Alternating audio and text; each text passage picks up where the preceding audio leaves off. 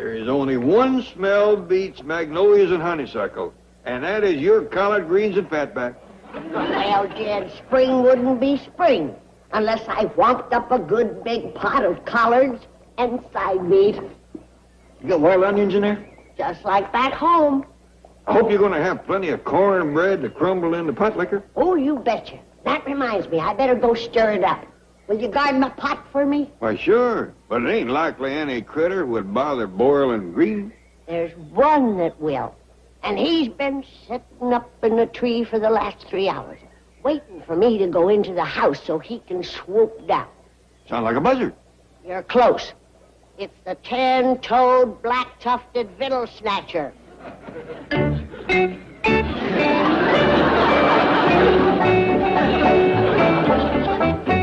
Here's your water, Granny. Oh, thank you, darling. Just pour it in the pot. Come on down from there, Jethro. Can't hear you, Uncle Jed. I got chores for you. I didn't hear that neither. Well, I got a trick that'll get him down. Well, good. Go to it. Jed, let's have a sociable this evening like we used to have back home in the hills when I cooked my spring collards. Good idea, Granny. I'll invite some neighbors in. Back home, we didn't have to invite them. That's the truth, especially the ones that live downwind. Here comes Jethro. He bounced right back up. Twice. Don't look like he's hurt. Ah, he's fine.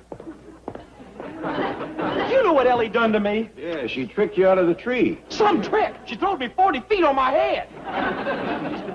Well, you can fill in the hole later. Right now, we got to get ready for the spring eating festival. Hot dog.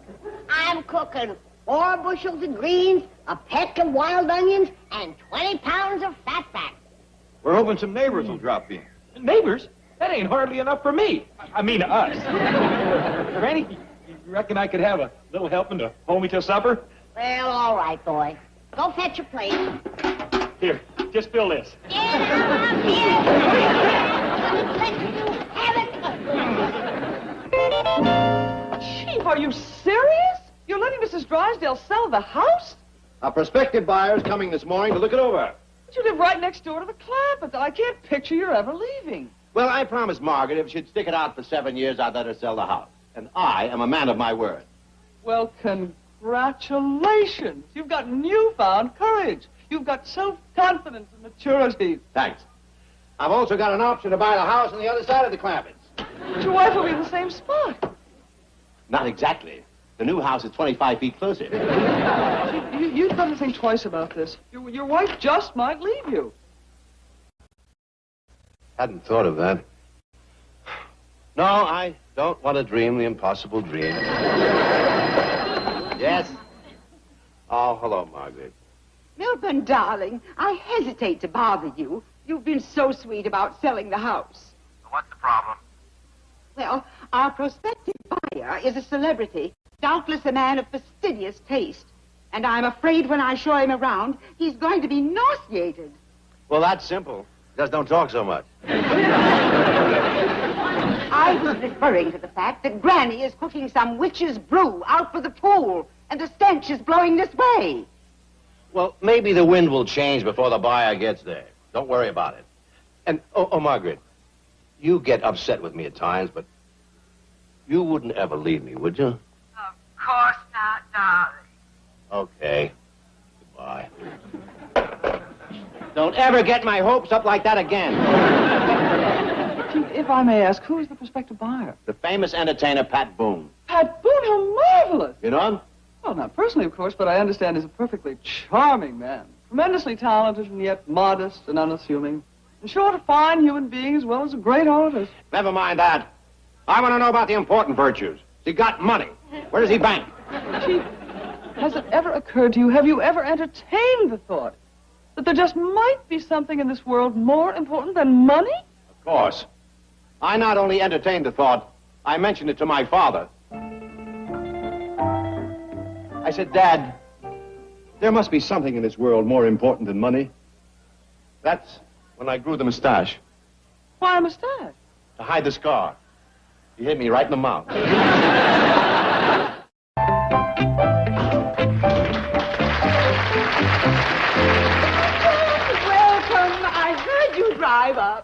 I'm Mrs. Drysdale, and I know you're going to adore my lovely home. Do come right in, Mr. Boone. I'm Mr. Boone's manager, Mr. Tucker.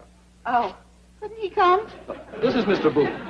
I got him back from a fishing trip to look at your house. How do you do, Mr. Boone? Oh, how do you do? May I ask where that unusual odor is coming from? Odor? Oh, you must mean the exotic orchid fertilizer. My next-door neighbor is an orchidist. Really? The first day of spring, we have this unusual odor for a few hours, and from then on, it's just heavenly fragrant. Please do. Hurry right in. Doc, you go ahead. I'm going to find out who's cooking those collards and fatback. Is that what that odor really is? Man, that odor's perfume to me. I haven't smelled anything that wonderful since I left Nashville.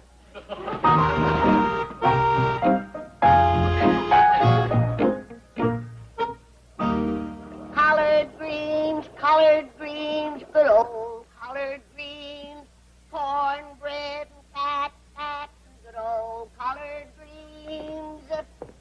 Collard greens, good old collard greens, cornbread and Fatback, and good old collard greens.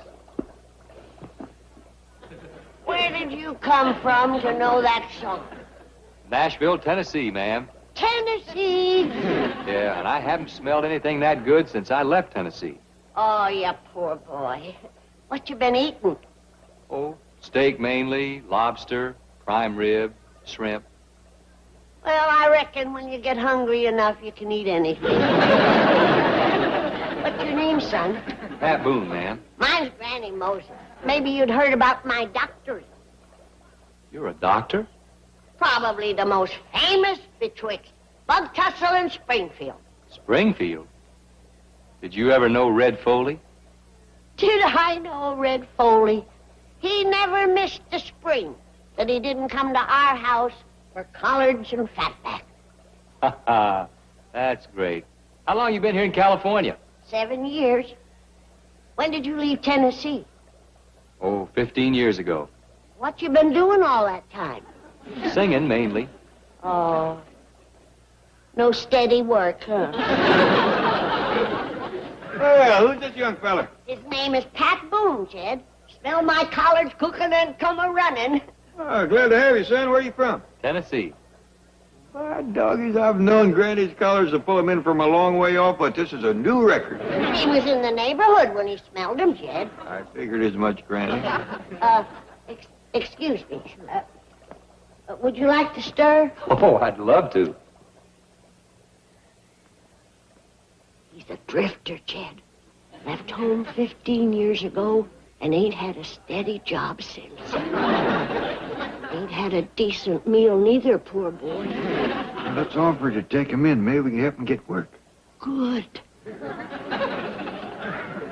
Son, we got a fine big house here with plenty of room. We'd be pleased to have you stay with us. Oh, I sure do thank you, but I've got a place to stay.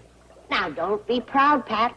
Sleeping in freight yards can be dangerous. I promise you, I'm not sleeping in freight yards.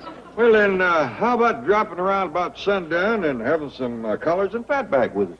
Now, that I would purely love. You like cornbread and pot liquor? Does a possum like persimmons? Speaking of possum, Granny's going to bake a few for tonight. With sweet taters. Oh, now you're making me homesick.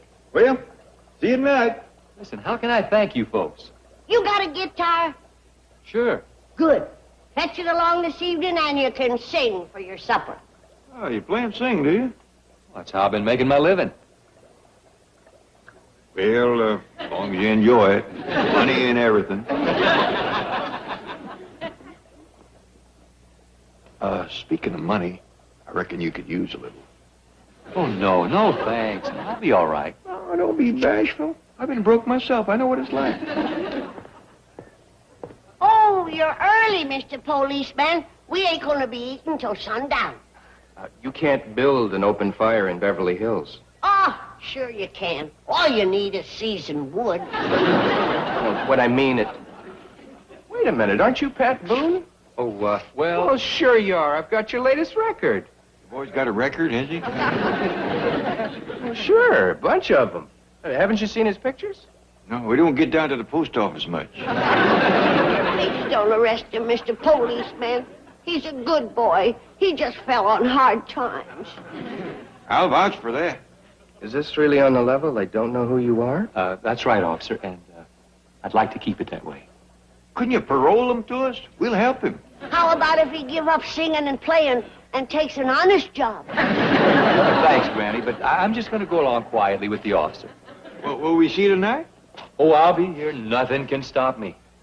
Don't bust out of jail, Pat. Even Granny's collars ain't worth that. I'll smuggle your mess to the jail. There'll be a file in the fat back. I hope they don't lock him up, Jed.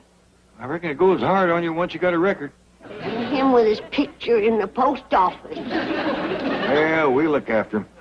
Yes, he's right here. Mr. Clampett for you, Chief. Oh, Mr. Clampett, what can I do for you? Well, first off, we'd like to invite you and Miss Jean to come by this evening for collard greens and fatback. Oh, wonderful, wonderful. Yes, we'd love it. What's flatback? Fatback. Oh. What's fatback? Meat? Oh, yes, Mr. Clampett. I was just explaining to Miss Hathaway what fatback was. Yes, we'll be there. Good. We're going to have a little entertainment, too. A boy by the name of Pat Boone.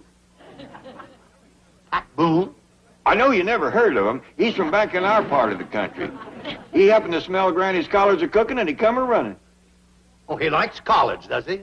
He's just crazy about him. We all been hitting it off real good. Well, fine. We'll be looking for you. Bye. Oh, this is beautiful. Pat Boone met the Clampett and loves them. And Granny's victuals. Really? Yes, he's a collard addict. Now he'll give me anything for my house. I'll call Margaret and tell her to raise the price to $250,000.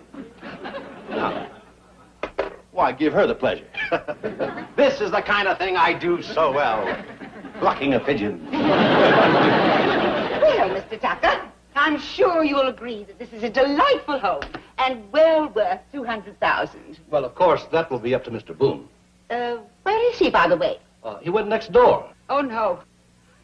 Mr. Tucker, I'm going to give you the opportunity to be a big hero in the eyes of your client. Let's say $100,000. I'm sure Mr. Boone will be pleased to hear that. Why did he go next door? To investigate that odor. Oh, dear. They would have to fertilize their orchids today. Let's say $50,000.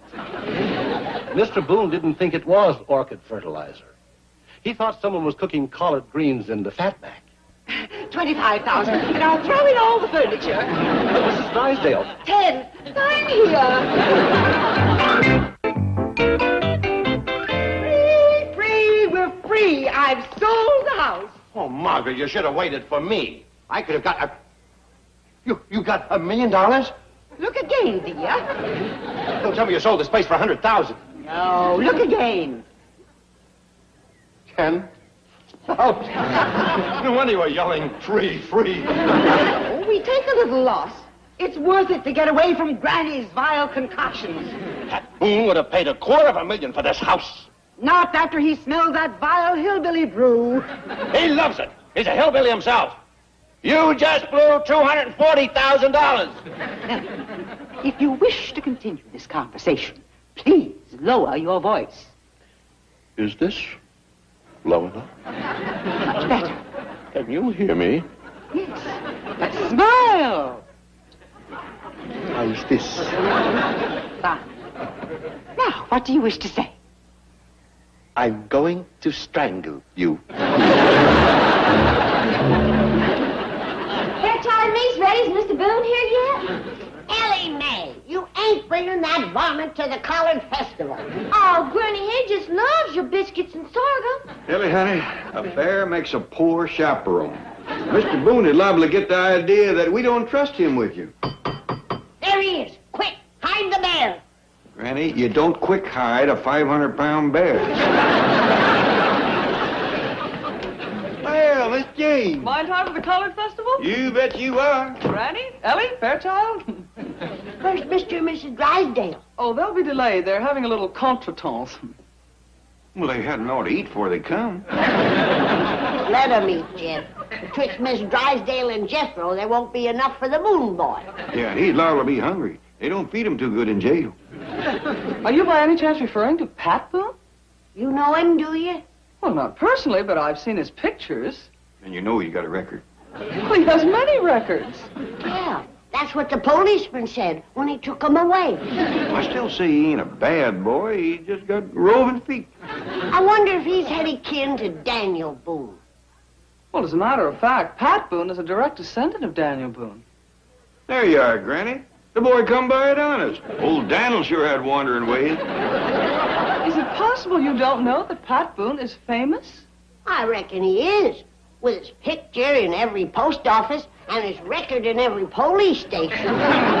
Jed, Granny? Oh, hi, Miss Jane. Jethro. Folks is commencing to gather out by the cement pond. Come on, let's go. What about that bear? Well, Granny, if he's kin to Daniel Boone, he won't be scared of no bear. Girl's right, Granny. Come on, let's go.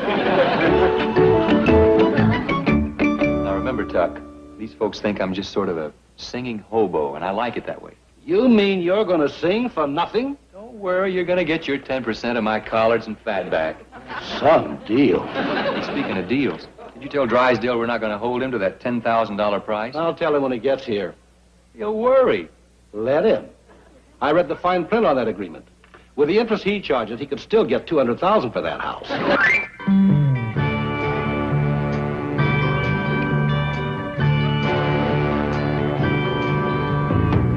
Every time I see that Greyhound bus go rolling down the line, makes me wish I'd talk much more to you when we had all that time. But still it's only wishing, and I know it's nothing more. So I'm never going back, never going back to Nashville anymore.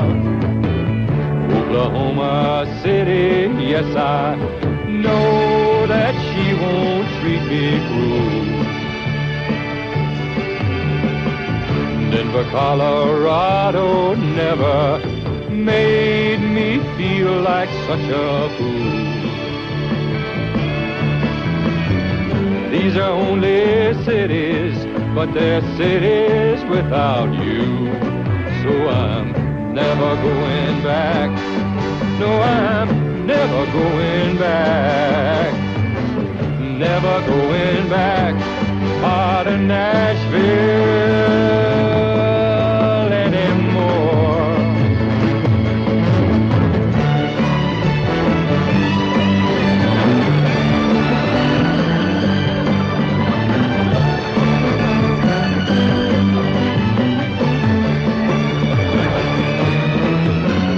These are only cities, but they are cities without you. So I'm never going back. No, I'm never going back. Oh, I'm never going back to Nashville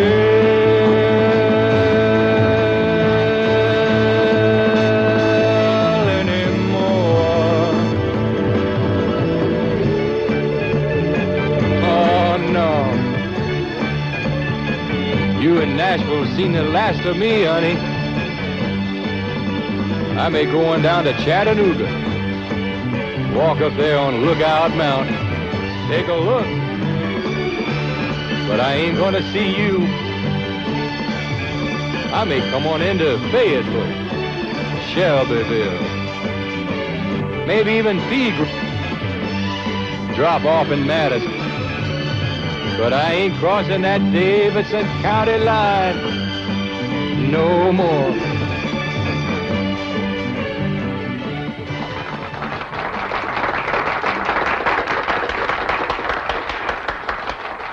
What do you think, Jethro? You gonna handle him? Oh, he needs too much work, Uncle Jed. Got to change his name, his style of singing, his whole image. It just ain't working.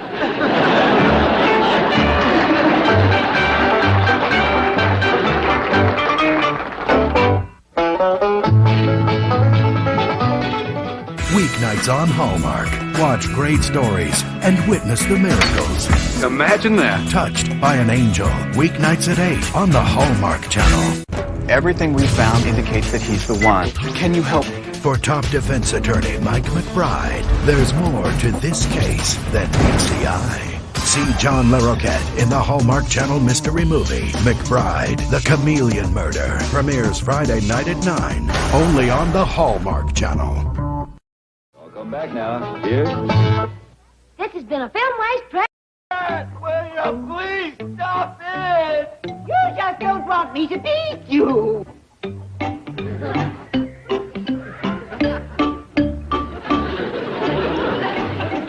There, I beat you around the backyard.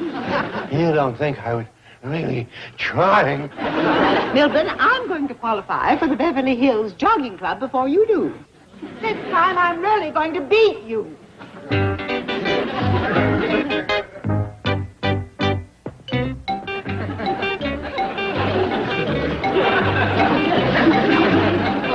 He's gone mad.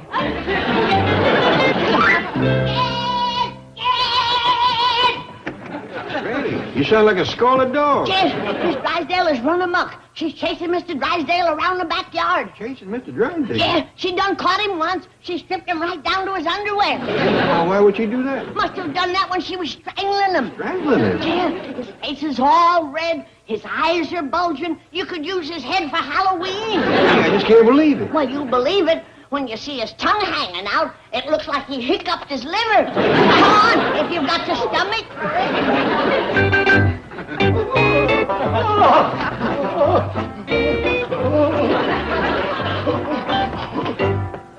Always thinking of yourself, Milburn. Why couldn't you collapse on the walk? You know those grass stains won't come out. You're all heart, Margaret. Oh, I've got a cramp in my muscle. What muscle? You've got a spasm in your flab. Margaret, you're killing me.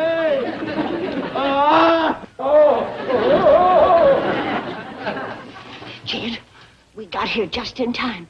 She's going to grab that other leg of his and make a wishbone out of him. Maybe it's some sort of a game, Granny. Well, if it is, there's going to be an undertaker keeping score. I'm going over there. Granny, if Mr. Drysdale ever found out that we seen this, he'd never be able to hold up his head again. Well, if we don't stop her, he ain't going to have no head to hold up. Granny, you don't want to stop a fight. You just want to get in on one. Oh, you got an evil mind. Jed, please, at least let me claim the body. That brute will bury him in his underwear. Now, stop worrying about me. The only thing worrying me is whether or not we will be accepted by the Beverly Hills Jogging Club. All the best people are in it. It'll help us socially. Margaret, do you always have to have an angle? I'm joining for health reasons. You want the members to put money in your bank. So what's wrong with a healthy bank?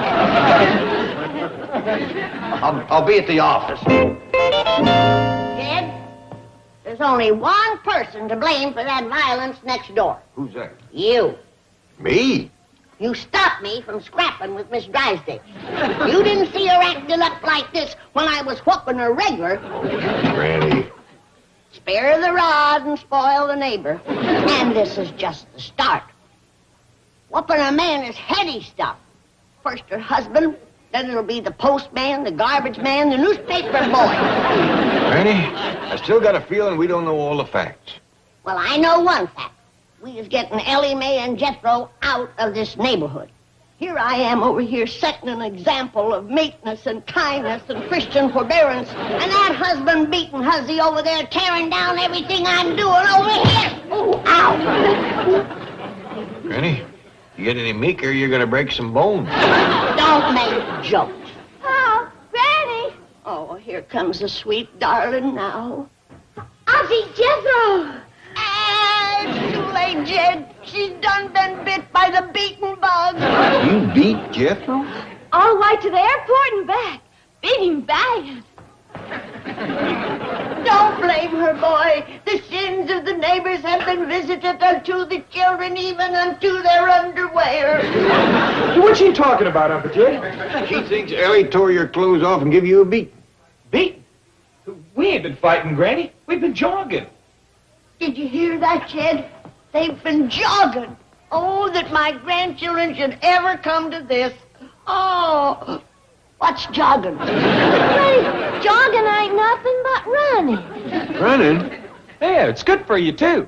Movie stars and everybody's doing it. Mr. Drysdale's even joining a jogging club. Ellie and me's getting one up ourselves. She's going to wear an outfit just like mine. You mean Mr. Drysdale goes jogging in an outfit just like yours? Yes, sir. Ain't you seen him in his backyard? Oh, yeah, we've seen him all right. You satisfied now, Granny? No, I ain't. He's too old for that nonsense. Granny, it's for your health. Why, Mr. Drysdale says it lowers your cholesterol.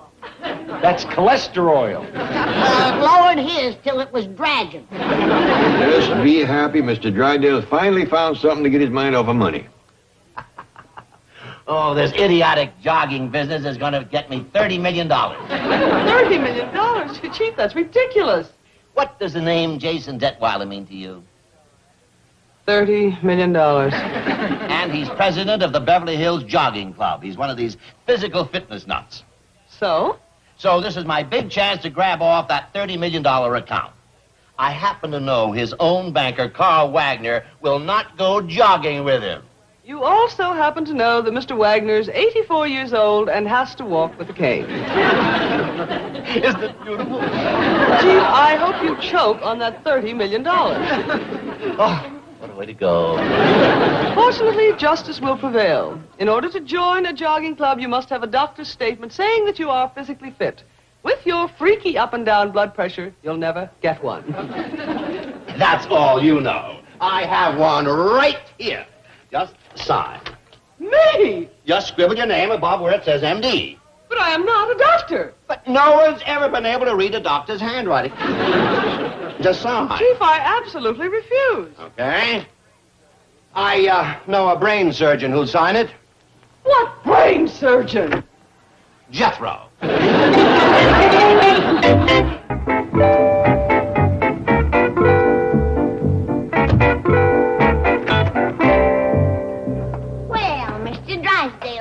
Hi, Granny. Is Jethro here? No, he ain't. Well, I'll be back. Oh, wait, Chief. You're in luck. Granny here is a real doctor. You need a doctor? Oh, no. Oh, yes, he does. Show her the statement, Chief. What statement? Well, it just gives me permission to jog across your property. Well, all right. Oh, well, just sign right there. Well, get your hand out of the way. I can't see what I'm signing. Well, it's just a simple statement. Just certifying that he is in perfect physical condition. Oh, well, I can't sign that without I give him a complete physical examination first. Really? You take him into my examination room whilst I get my medical too. Oh, no, some other time, Granny. I have an appointment at the bank. No, you haven't. Come on. You're going to pay for this. No, it ain't. There's no charge to next of kin and neighbors. Well, his heart's good. Thumping like... Fine. Now for the old blood pressure. Hold it. Did you ever swallow a cash register? Swallow a cash register? Listen to it.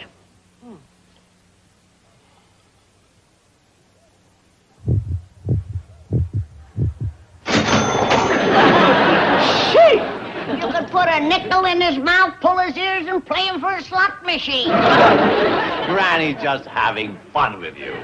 All eminent physicians recognize that sound as a harmless little occupational peculiarity. Bankers flutter. Flutter? Yeah, but you're going to be in trouble if that tongue gets caught in that cash drawer. Don't worry. Now let's get down to the blood pressure. Well, this I have to see. Granny, his freak blood pressure gets so high sometimes, it could wreck your equipment. Oh, knock it off. Well, it does have range. However, eminent physicians are only amazed by it, not alarmed. Well, my heavy-duty equipment will take care of it.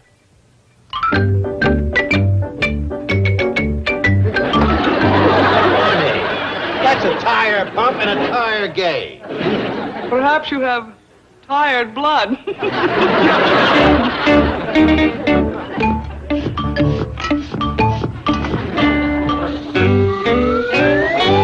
Ain't nothing wrong with his blood pressure, right on the head. See what a difference good equipment makes? Mr. Drysdale, Something the matter? Oh, no. Granny's just giving me a little checkup so I can join a jogging club. Oh, you sure started something with that jogging. Jethro and Ellie jogged all the way to the airport and back. Well, that's 15 miles. Oh, I wish I could have joined them. No reason why you can't. Your blood pressure is fine. Ah! Look at it! It's done jumped up 40 pounds. Go get my jar of leeches, Jed. I gotta bleed them. Oh, no, Granny. With my kind of blood pressure, bleeding me with leeches won't help. They'll have to do. I ain't got no vampire bats. Jed, wait! What's the matter? It's back down to normal. I told you, Granny. Granny, you better give that machine back to the filling station. It's a precision instrument. It can measure a mosquito's... Here it goes again. Jed, get the jumbo leeches, the bulls. Granny, please. Save your strength. You ain't got but a few seconds. Any last words you want to give to your poor, brutal widow? Granny, it's not that bad. Not that bad. Look at the... Jed, What's the matter now? it's normal again. Jed, stay right where you are. I got the answer. You know what your trouble is? You is allergic to Jed Clampett. What? You is allergic to Jed Clampett. Jed is over yonder. Your blood pressure is normal. But when he's over here, apoplexy. Oh, no. No, yeah. Jed, you have got to stay away from Mr. Drysdale. Well, sure. Do anything I can. Would you like for me to take my money out of your bank, Mr. Drysdale? Oh, no. I love you. I love you. You can bank my mail. Ain't that sweet? I hate to break up such a beautiful friendship. Wait. The same thing has happened when his insurance doctors examined him at the bank. Granny, I think you have solved a mystery that has baffled the medical world for years. Mr. Clampett, are you carrying what you call your walking around money?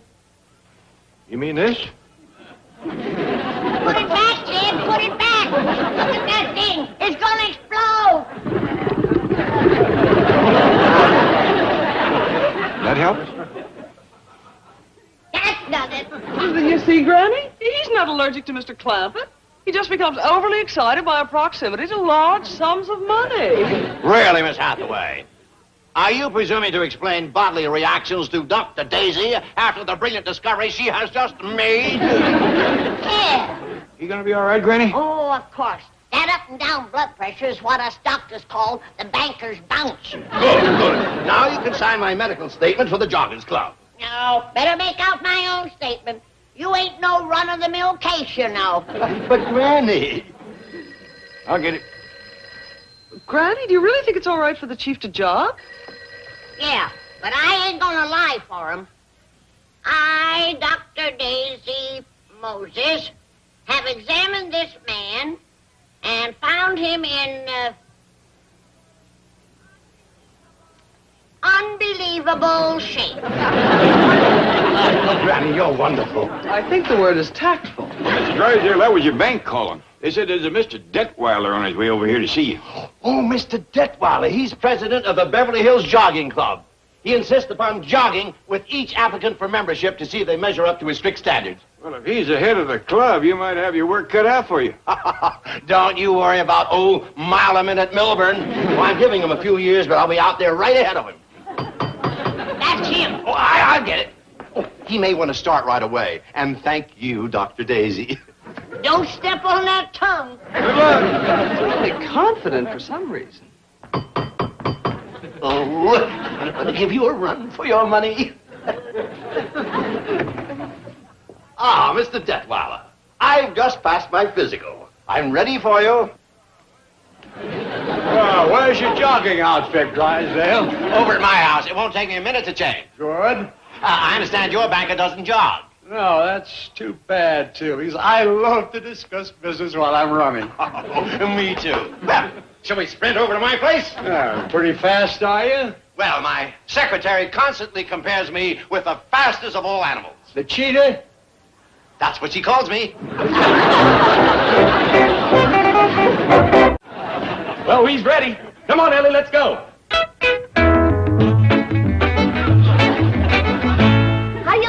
jogging outfit.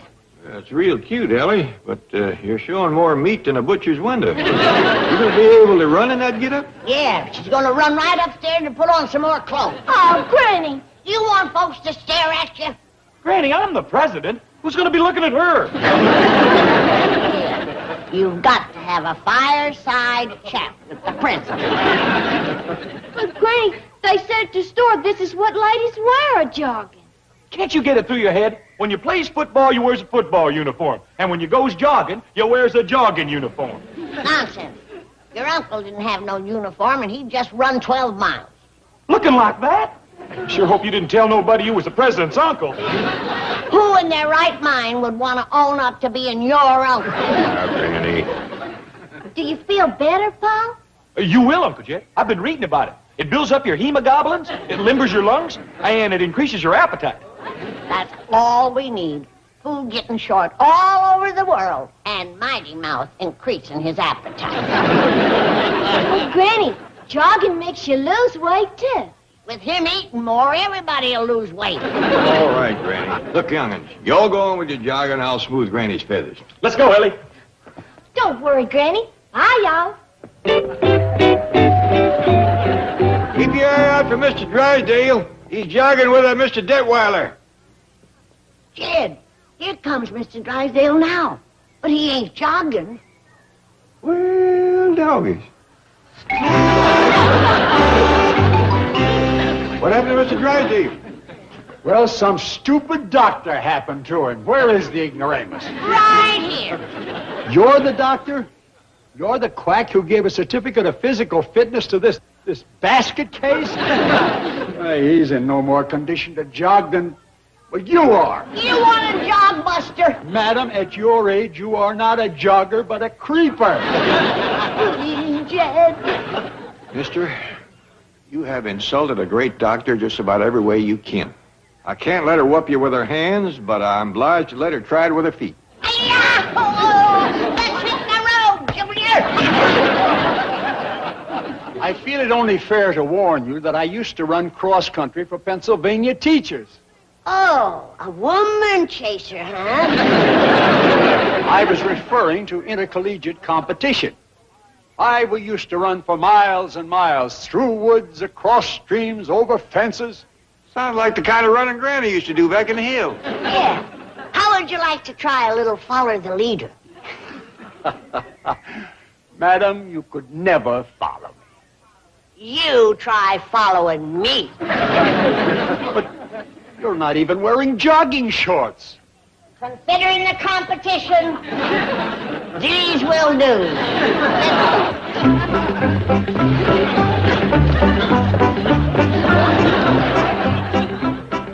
Don't worry, Mr. Drysdale. Granny will even the score for you.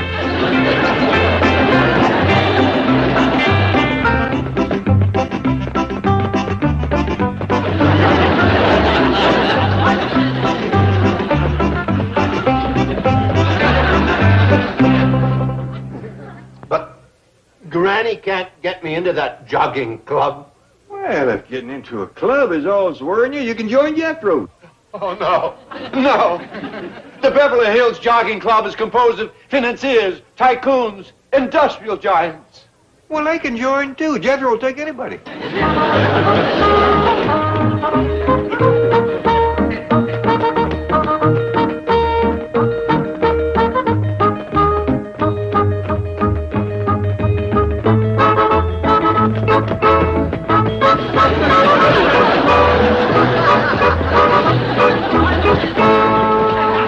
What else? I see Miss Drysdale out in your backyard. We'll get her in the jogging club, too. Oh, she'll cry when I tell her. I'm glad to do it. I'll tell you what else we're going to do. Jethro's going to put across everybody's chest, sponsored by the Commerce Bank of Beverly Hills. Oh, no. Oh, that's too much, really. I don't deserve to be in the club. Well, all right, but... Uncle Jed! Hey, Pa! Well, what's all this? Uncle Jed! Let's quit the Beverly Hills Club and join ours. They seen us jogging, started following us for some reason. I wonder why they done that. Do you know who these men are? There's William Woodson, the steel tycoon, and Jonathan Pierce, the real estate man. I told you they'd take anybody. Howdy. Excuse me, Mr. Clampett. Gentlemen, we're delighted that you want to join our club, but it is my duty as treasurer to inform you that we have a rather steep initiation fee. However, it can be financed at the Commerce... Hold it a second. I think here comes another member.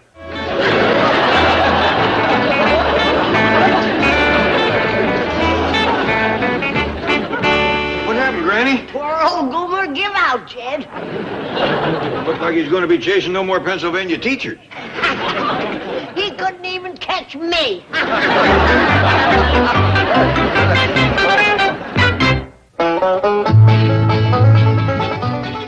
Black hat, black boots, black belt. Bad news for the bad guys. Walker, Texas Ranger. Weeknights at 6 on the Hallmark Channel. Night falls. Darkness closes in. A mystery unfolds. Hallmark Channel introduces a series of original movies. Kelly Martin as Mystery Woman, Joan Larroquette as McBride, and Leah Thompson as Jane Doe. The Hallmark Channel Mystery Movie. Friday night at 9. Y'all come back now. Here. This has been a... The president is waiting for me. I need to see your identification, sir, the guard replied, completely unmoved by the theatrical display. Honest John gasped, recoiling as if struck. You don't recognize me? Nope. Good. He let out a forced, booming laugh, turning to an imaginary companion. I told you, Edgar. This was a perfect disguise. See you later, officer. He attempted to brush past, but the guard's heavy arm formed an impassable barrier. Hold it right there, mister. Look, you're delaying high-level international meetings. Honest John snapped, stamping his foot. Now, what do you want? I want to see your official gate pass, the guard said slowly. My pass? Of course. Honest John scoffed, fumbling through his empty pockets. My pass? But, how do you know? I must have left it right on the president's desk in the Oval Office. Just go get it. Hold it, the guard repeated, his grip tightening. Now what is it? Honest John glared at him. I can't let you in without a pass. Is that your final word? It is, the guard confirmed. Honest John's expression instantly shifted from anger to a beaming, paternal smile. He clapped the bewildered guard on the shoulder. Excellent. You have passed the security test with flying colors. Congratulations, young man. The guard blinked. What? Now let me see. Honest John continued grandly, pulling out a small notebook and pretending to scribble a note. Now, you are guard number Muoisao. Escape gates receive an A1 rating. The president will be very pleased with your alertness. The guard stared at him, utterly speechless. Now, don't be surprised if there's a little something extra in your stocking at Christmas time. Honest John winked. Hold it right there, the guard said, his eyes narrowing as he realized he was being handled. Now, look, you have proven your efficiency, my good man. Honest John backtracked quickly, taking a step away from the gate. Don't press your luck. I may drop your rating to a B+. Just candy canes and bubble gum in your stocking this year. Beat it. Beat it? The guard growled, stepping forward. Honest John raised a warning finger, his voice dropping to a theatrical whisper. Careful, officer. One word from me to the director and you'll be guarding a government igloo in the middle of Iceland. I am gonna count to BA. The guard squared his shoulders. If you are not gone by the time I... Never mind, Honest John interrupted, spotting a familiar group of tall figures carrying burlap sacks approaching from the sidewalk. I think my favorite West Coast pigeons have just flown in. Chapter 15. The Cash Committee. Doggy, that's a mighty big house the president's got, Jed remarked, leading his family toward the pedestrian plaza. He set his heavy wooden trunk down on the concrete and wiped his brow. Nice big yard, too, Jethro noted, leaning against the iron fence. Lots of room for critters. Reckon he's got a vegetable garden and some chickens back there. Uncle Jed.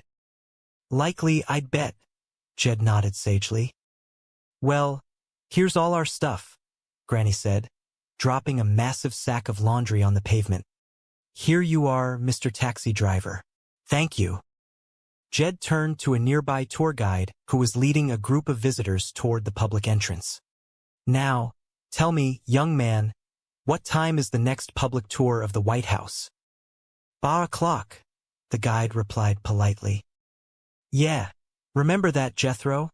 Jed said, turning to his nephew. I'm gonna ask you questions about the history later. You tell the president I'll be there. Before Jethro could answer, a loud, theatrical voice echoed across the plaza. Mr. Clampett. Well, bless my soul, if it isn't the Clampetts.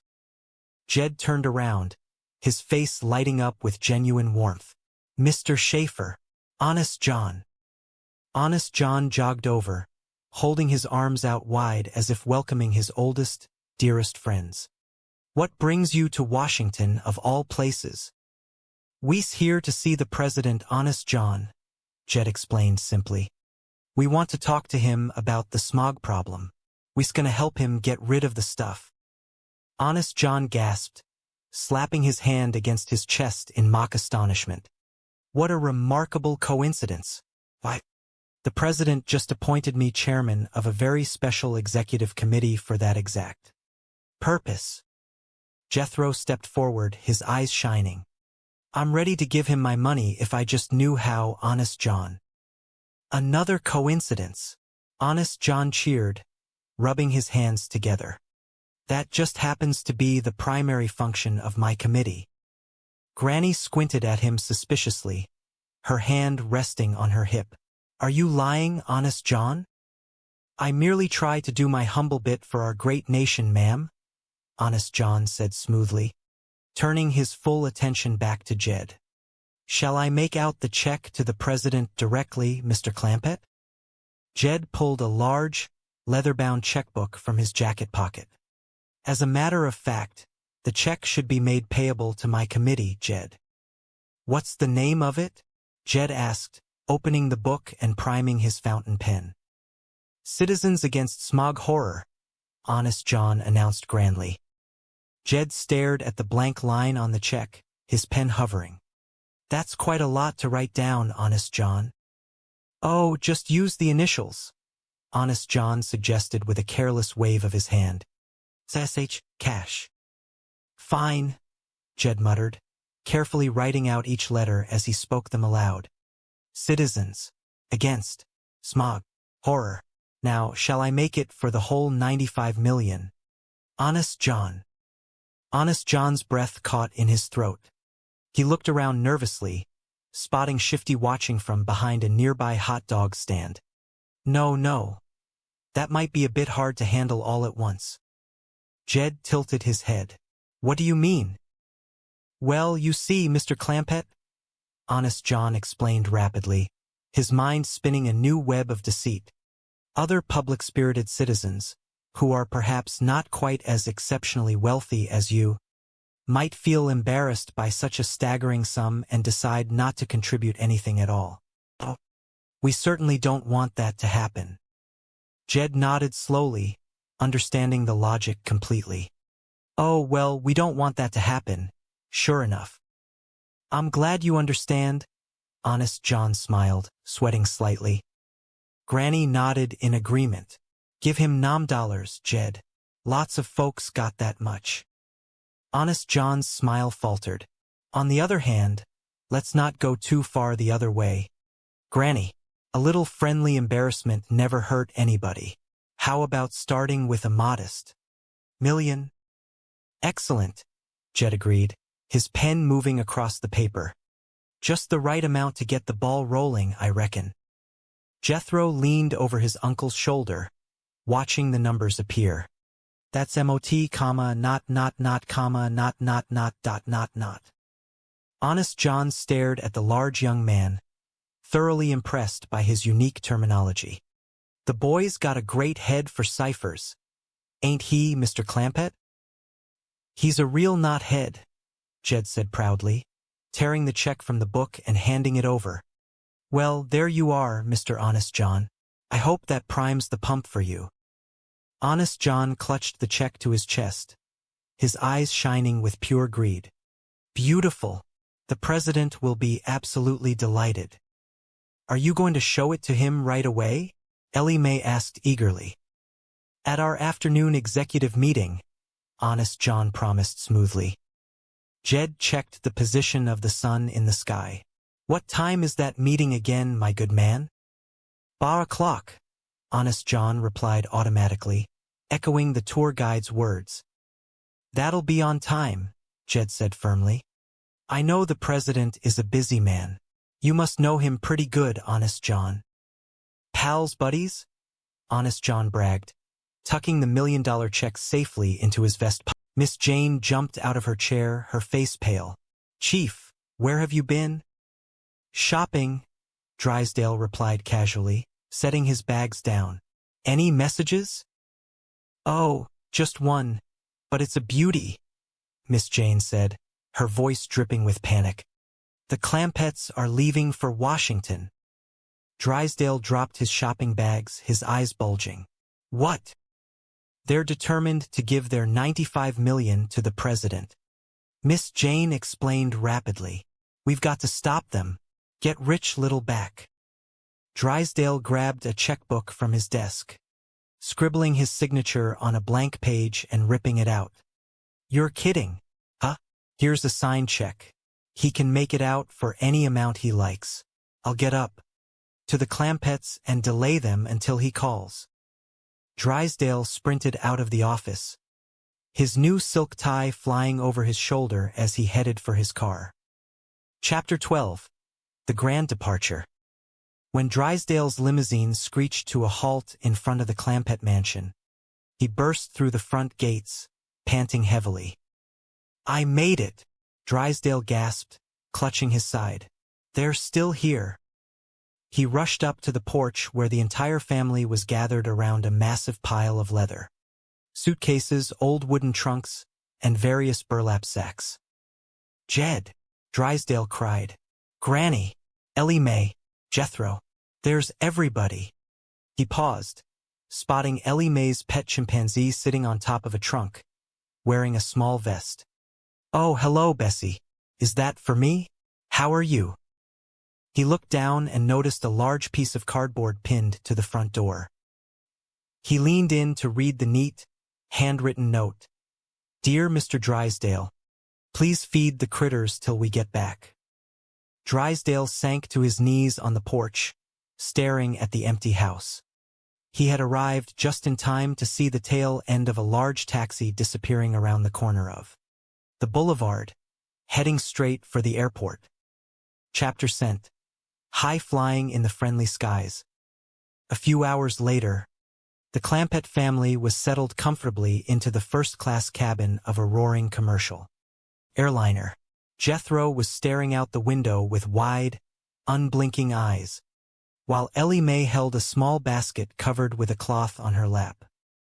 A polite, neatly dressed flight attendant strolled down the aisle, smiling warmly at the unusual passengers. Enjoying your flight, sir? Yes, ma'am, Jed replied politely, tipping his hat. Thank you. We's going to Washington to see the president. We's going to give him $95 million, Jethro announced loudly to the entire cabin. The flight attendant chuckled, assuming it was a charming joke. Oh boy, you know the president. Talked to him just this morning, Jed nodded sagely. I'm fetching him a baby possum. Ellie Mae beamed, lifting the cloth slightly to reveal two tiny, pink ears. And I'm taking him a jar of pickled pawpaws and some hand-slung chitlins, Granny added proudly from across the aisle. Jethro turned away from the window. We was going to drive there in my electric car, ma'am, but I couldn't find no 3,000-mile extension cord. That's very interesting, the flight attendant said, her smile turning slightly forced as she backed away down the aisle. Jed leaned over, looking out Jethro's window. Young lady, how high would you say we're flying? A lot higher than the hills, Jed, Granny remarked, peering down at the tiny patches of green far below. Chapter 13. Arrival in the capital. The roaring engines of the jetliner finally quieted as the plane touched down at the bustling airport just outside Washington, D.C. Jethro was the first one out of his seat, pressing his nose against the glass as the city skyline came into view through the morning haze. "I got the wind, everybody," Jethro shouted excitedly. "We're flying over a right pretty town." Jed leaned over his nephew's shoulder, his eyes scanning the historic landscape. "That there's Washington, D.C., boy." "Anybody see the White House?" Ellie Mae asked, straining her neck to look over the seats. Jethro squinted at the massive array of grand, neoclassical government buildings lining the National Mall. "Appears to be lots of white houses down there, Uncle Jed." The flight attendant's voice crackled over the intercom system, smooth and professional. "Would you fasten your seatbelts, please?" "Yes, ma'am. We'll be landing in a few minutes." Jethro looked up with a look of sudden, profound tragedy. "You gonna feed us again before we land, ma'am?" The flight attendant walked past their row, shaking her head with a weary smile. "I'm afraid there isn't time. Young man, you done had bon meals and BA snacks since we left Los Angeles." Jethro groaned, patting his massive stomach. "Why? Just thinking about landing makes me hungry." "Landing makes me hungry, too," Ellie Mae agreed, nodding in sympathy with her cousin. Once the plane taxied to the gate, the family gathered their numerous burlap sacks and wooden crates, making their way through the crowded terminal and out to the bustling taxi stand. A bright yellow cab pulled up, and the driver helped them load their unconventional luggage into the trunk. As the taxi merged into the swirling Washington traffic, Ellie Mae leaned forward, tapping the driver on the shoulder. "We go straight to the White House, Pop?" "I think so, Ellie," Jed replied, looking out at the grand monuments. "The quicker we give our money to the president, the quicker he can commence fighting smog." "Sure. I'll breeze him down for supper," Jethro grinned, his eyes wide. "I'm starving." Granny slapped Jethro's arm with her rolled-up handkerchief.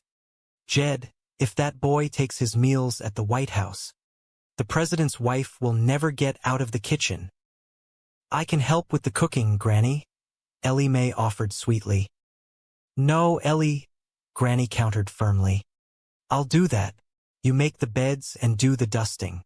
And Jethro, you can mow the White House lawn and rake the leaves."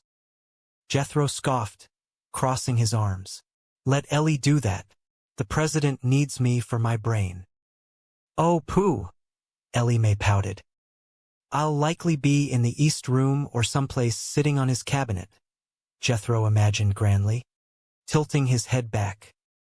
Jed fixed his nephew with a stern, warning look. "You keep your feet off the president's furniture, Jethro." The taxi slowed to a crawl, pulling up alongside a heavy iron fence that bordered a massive, manicured lawn. In the center of the grounds stood the iconic, gleaming portico of the executive mansion. "Looks like we made it," Jed said, stepping out onto the pavement and paying the driver. "The climate's right nice on here. See you at the hotel later, mister." Chapter 14. The Gatekeeper's Dilemma. Just outside the main security gates of the White House, two men in sharp, matching suits were loitering near a stone pillar. One of them, a slick-looking fellow known in certain less-than-reputable circles as Shifty, was nervously checking his pocket watch. Beside him stood his longtime partner, the smooth-talking con man universally known as Honest John. "Shifty, what if they don't show up?" Honest John muttered, adjusting his silk necktie. "They'll be here any minute," Shifty assured him, scanning the arriving tourists. "I checked their flight number from Los Angeles. But how are you going to get past the gate guard?" Honest John smiled confidently, smoothing his lapels. "I'll handle it. It's important for the Clampetts to see me coming out of the White House like I own the place." "Okay, Good luck, honey. Yeah, yeah, Shifty muttered, stepping back into the crowd. Honest John took a deep breath, puffed out his chest, and marched directly toward the heavy iron security gates. A burly Secret Service guard stepped into his path, his hand resting casually near his belt. Jaffa, FBI. Hold it, the guard said, his voice flat and unyielding. Honest John feigned an expression of intense, high-level irritation. What is it? What? The Predator's granny. Mr. President, I'll bring you some pickled pawpaws and some hand-slung chickens.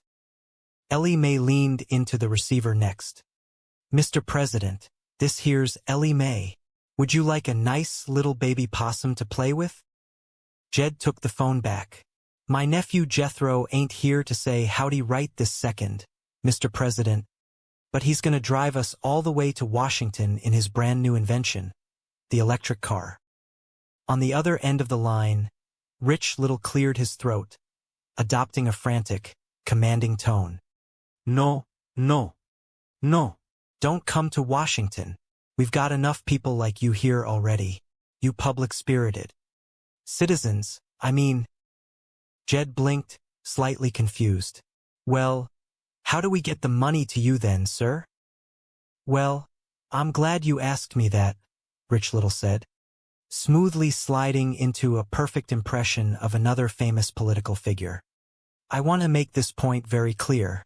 What is the point I want to make very clear? Leave your money in the bank, the Commerce Bank of Beverly Hills, where it will draw maximum interest, compounded semi-annually, in the care of your wise and friendly banker, Melvin Drysdale. Jed nodded respectfully. Well, naturally, we'll do whatever you say, Mr. President, but the family's gonna be awful disappointed. We was hoping to get away to Washington. Oh, no, don't try to get away, Rich Little urged quickly. You'll stay right there and do what the nice man in the white coat tells you. Goodbye. The line went dead. Jed slowly hung up the phone, looking at his eager family. What did he say, Jed? Granny asked, her face falling. He said he don't want us to come to Washington right now, Jed reported softly. Well, what are we supposed to do, pal? Jethro asked, slumping. He says he's gonna send a man in a white coat to tell us, Jed said thoughtfully. Jethro brightened up slightly. Jethro, I just talked to the president, and we won't be driving to Washington in your electric car. Jethro shrugged his massive shoulders. Just as well, Uncle Jed. I never found an extension cord long enough to get us there anyway. Chapter 9. The Master of Impressions. Back in the study, Rich Little set the receiver down and wiped his brow. The banker, Mr. Drysdale, popped out from behind a heavy velvet curtain, clapping his hands in absolute delight. Mr. Little, that was a magnificent performance, Drysdale cheered. Thank you. Well, your impersonation of the president was absolutely incredible, Miss Jane added, stepping into the room and shaking the entertainer's hand. Thank you. I hope to see you again sometime. Take good care of yourself. Rich Little smiled, picking up his jacket from a chair. Mr. Drysdale, aren't you forgetting something? Drysdale paused, his smile faltering. Oh, what's that? My fee, Rich Little reminded him gently. Oh, yes, Drysdale muttered, reaching reluctantly into his coat pocket. How much is it? Well, ordinarily, I receive $7,500 for a performance, Rich Little explained. However, in this case, I'll cut it in half. How's 3,700 muoi MOT dollars? Drysdale started counting out bills rapidly. 3,700 muoi MOT it is. 20, 40. Now, you owe me 2 muoi MOT dollars. Rich Little stared at the small pile of bills. No. That's 3,700 muoi MOT. For 5 minutes work? The president doesn't get that much, Mr. Drysdale, and he's the real thing. Just then, Granny walked back into the parlor, spotting the unfamiliar man. "Excuse me, Chief," she said, looking at Drysdale before turning her sharp eyes to Rich Little. "These foreclosures are red. Aren't you Rich Little, the impressionist?" Rich Little smiled warmly, tipping his imaginary hat. "Yes, yum, mum." "Oh, Mr. Little, I just love your impression of John Wayne." Granny clapped her hands, her tough exterior melting instantly. "Ha!" Rich Little instantly narrowed his eyes, hitched his shoulders, and dropped his voice into a slow, rugged Western drawl. "Well, thank you very much, ma'am. Now, let me say that if we had girls like you out on the trail, I never would have given my horse a second look." Granny squealed with delight, clutching her cheeks. "Oh, that is marvelous. Thank you." Ellie Mae ran into the room, her eyes wide. "Hey, and your Ed Sullivan is an absolute classic." Rich Little smiled, instantly shifting his posture. He tucked his chin into his chest, folded his arms awkwardly, and began to pace with a jerky, theatrical energy. "Oh, Ed Sullivan? Wonderful. Would you do me a favor there? Young lady, would you come on our show next Sunday night and bring your stuffed giraffe?" "Yes. I'd love to have you. What else are you going to have on the show?" "A World War I with the original cast, in living color, with a surprise ending." Ellie Mae giggled, turning to Granny. "Oh, isn't he fabulous?" "He certainly is," Granny agreed wholeheartedly. Rich Little straightened up, smoothing his jacket. "It's been a real pleasure, ladies." Drysdale stepped between them, glaring at the impressionist. "Wait a minute, Mr. Little. You're forgetting something again." "Oh, yes, you'll see," Rich Little chuckled. Drysdale crossed his arms suspiciously. "What are you charging her for Wayne and Sullivan?" "Oh, nothing," Rich Little smiled, heading for the front door. "I'll accept the same arrangement. Watch this." Chapter 10, The Covert Milkman. The next morning, the sun rose bright and warm over Beverly Hills. Jethro was out by the gate, waving at a white delivery truck that was idling by the curb. "Don't leave no milk for a spell," Jethro shouted to the driver. He turned and bounded back toward the porch where Jed and Granny were sipping their morning coffee. "We is going to Washington, Granny." Granny looked up from her cup, bewildered. "Yeah? Well, you're going to Washington." "We is," Jethro cheered, waving a piece of paper. "That's what the message says. Have a good trip." Jed stood up, taking the paper from his nephew. "Hey, Uncle Jed, we's going to Washington. We just got the message." "What did you say, boy?" Jed asked, squinting at the note.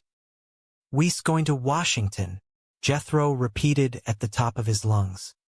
"The fellow in the white coat just brought the message from the president." Jed looked down the driveway. "Well, where is he?" Jethro pointed a thick finger toward the street. "Yonder he goes." Jed blinked. "Ain't that the milkman, Jethro?"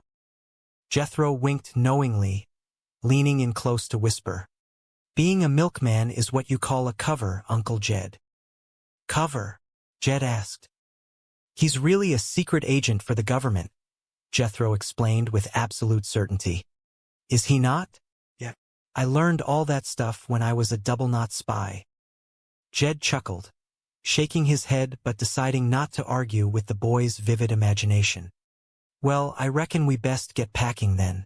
Should I convert my electric car back to steam, Jethro?" "No," Jed decided, looking up at the blue California sky. "I think we better fly this time. When the president sends for you, you don't want to keep him waiting." Chapter 11, Panic at the Commerce Bank. Back at the Commerce Bank of Beverly Hills, Miss Jane Hathaway was frantically spinning around in her office chair, holding a phone to her ear. "Well, if he comes in, will you please ask him to call his office immediately?" Miss Jane pleaded into the receiver. "It's an emergency. Thank you." She slammed the phone down just as Milburn Drysdale walked through the door, carrying several large shopping bags from an upscale boutique. He looked thoroughly relaxed, a complete contrast to his state of mind the previous day. "How do you like it, Miss Hathaway?" Drysdale asked proudly, gesturing to his new designer silk tie. Miss Jane raised an eyebrow, staring down at him. "Chief, you're telling your own brother you're repossessing his car?" Drysdale paused, looking slightly guilty. "Well, that is a little cold, isn't it?" He quickly bent back over the typewriter, tapping out a few more characters. P.S. regards to Betty and the babies." The heavy oak doors of the bank office swung open, and Jed Clampett strolled in, carrying the familiar leather sack over his shoulder. "Yes, who is it?" Drysdale called out automatically, before jumping up as he recognized his favorite depositor. "Oh, Mr. Clampett." "It's me, Mr. Drysdale," Jed said, setting the sack gently on the polished desk. "I fetched you back your sack of chicken feed." Drysdale lunged forward, hugging the sack to his chest like a long-lost child. "Oh, bless you, bless you." Miss Jane watched her boss with amusement. "Quite happy to get it. Ain't he, Mr. Clampett?" "No chicken could be happier," Jed remarked with a smile. "I studied on what you said about letting the president fight the smog. Mr. Drysdale, it sounds like a wonderful idea." "Wonderful, wonderful," Drysdale cheered, stashing the sack safely beneath his desk. "The cashier downstairs tells me that, counting this here sack, I got right at $95 million in your bank now," Jed continued casually. "Wonderful," Drysdale beamed, his hands rubbing together in financial ecstasy. "So we're going to take it to Washington and give it to the president," Jed added calmly. Drysdale's smile instantly froze. The color drained from his face, and his breath hitched in his throat. "Mr. Clampett, you can't give all your money to the president." Jed tilted his head, genuinely curious. "Why not?" "Oh, because it," Drysdale sputtered, spinning around to look at his secretary. "Miss Hathaway, tell them why not." Miss Jane stepped forward, her expression serene. "Why not, Mr. Drysdale?" "Not that way, Hathaway.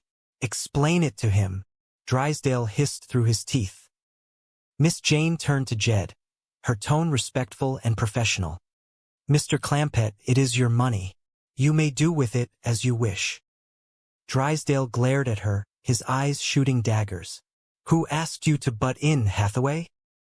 "You did, Mr. Drysdale," she reminded him sweetly.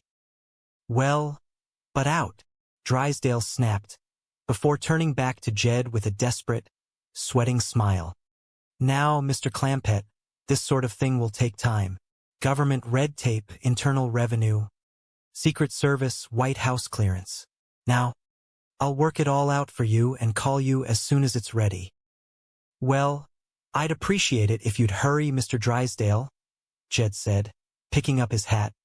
"Because we'd like to get started right away, right away." "Oh, and you don't have to give us the $95 million in cash," Jed added thoughtfully from the doorway. "I reckon the president will take a check." "Well, I'll discuss it with him. I'll let you know," Drysdale choked out. As soon as the door closed behind Jed, Drysdale collapsed against his desk, clutching his chest. "Miss Hathaway, you've got to help me. If they take their money out of my bank, I'm ruined. I've got nothing to live for." He grabbed a piece of stationery and a pen, shoving them into Miss Jane's hands. "Oh, now, Chief," she began. "A suicide note. That will stop them," Drysdale cried frantically. "Here, take this down, Mr. Clampett, because you are withdrawing your money. My death is on your hands." "Chief, no," Miss Jane protested, dropping the pen. Drysdale ignored her, grabbing a length of heavy twine from his drawer.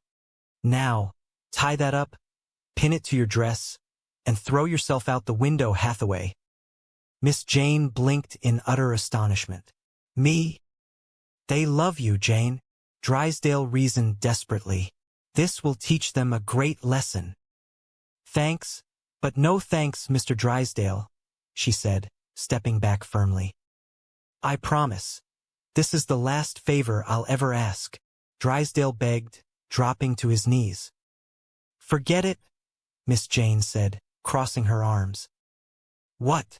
Drysdale scrambled back to his feet, his desperation turning to wild madness. If you're too chicken to throw yourself out the window, I'll do it. All right, come over here. Wait, I can't throw you out from there. He began tugging at her sleeve toward the glass, completely out of his mind with financial worry. Chapter 8. The Electric Alternative and the White Coat. Back at the mansion, a loud, rhythmic honking echoed from the driveway. Jed walked out onto the porch to find Jethro sitting proudly behind the wheel of the old truck once again.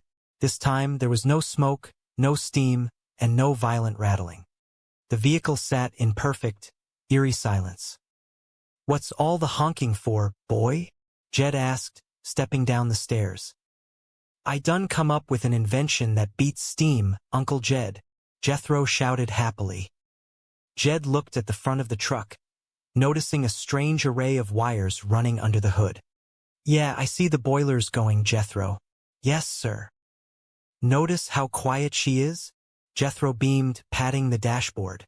No noise, no smoke. Jed nodded, genuinely impressed. No smoke. She runs entirely on electricity, Jethro declared proudly. Well, doggy, Jed said, a wide smile spreading across his face. I'm real proud of you, boy. Suddenly, Ellie Mae came bursting through the front door, her face flushed with excitement as she waved her arms wildly. Pop, Pop, the president is calling you. All the way from Washington. Jed's jaw dropped. The president of the United States is calling me? Yes, sir, Pop, Ellie Mae squealed. Inside the mansion's lavish study, a gentleman dressed in a sharp suit was holding the telephone receiver, a mischievous glint in his eye. Standing nearby was a man in a crisp, clean white lab coat, watching the scene unfold with an expression of mild concern. They're bringing the old fellow to the phone, Mr. Little, the man in the white coat whispered. Isn't he in a straitjacket? The sharp-suited man, who was none other than the famous impressionist Rich Little, hired in a panic by a desperate Milburn. Drysdale hushed him quickly. Oh, no. He's not dangerous. He just suffers from the delusion that he's worth $95 million. The man in the white coat shook his head in pity. No wonder he's in the funny farm, the whole family, you know. It's wonderful of you to look after them, Mr. Little. They're very sweet people. Nothing but sweet, Rich Little agreed smoothly, before turning back to the phone as he heard the line click. Hurry, Dan. Don't keep them waiting. Jethro was jumping up and down beside Jed as his uncle picked up the receiver. Hey, tell them about my electric car, Uncle Jed. Hello? Hello? Jed spoke into the mouthpiece. Hello, Jed Clampett speaking. Rich Little took a deep breath, and when he spoke, his voice transformed perfectly into the distinctive, authoritative cadence of the leader of the free world. Hello, Mr. Clampett. This is the president speaking. Jed's eyes went wide.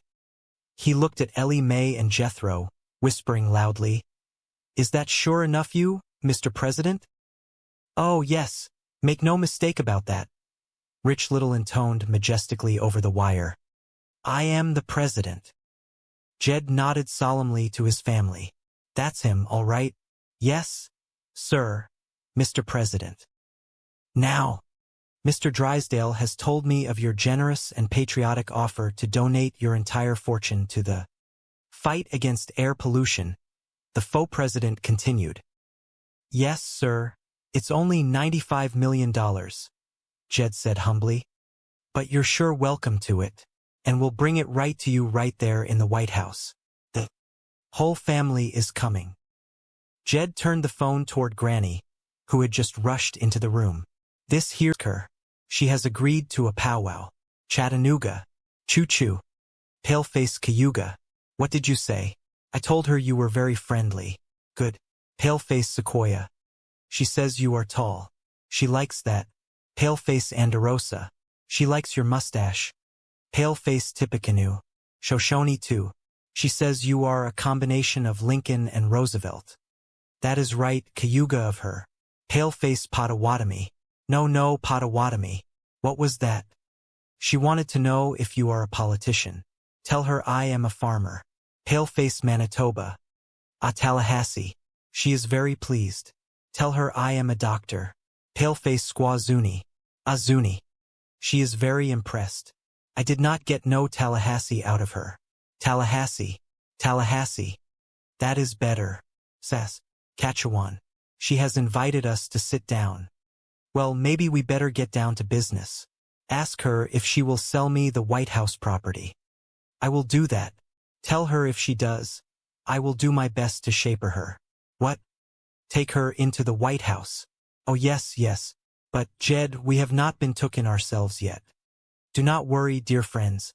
Before this day is over, I promise you we will be thoroughly shapered. What is Sitting Hawk doing in there? She is getting help from the spirits. Well, she ought to lay off. Sounds like she has had enough. Oh no. She is contacting the spirits of her ancestors who have gone to the happy hunting grounds.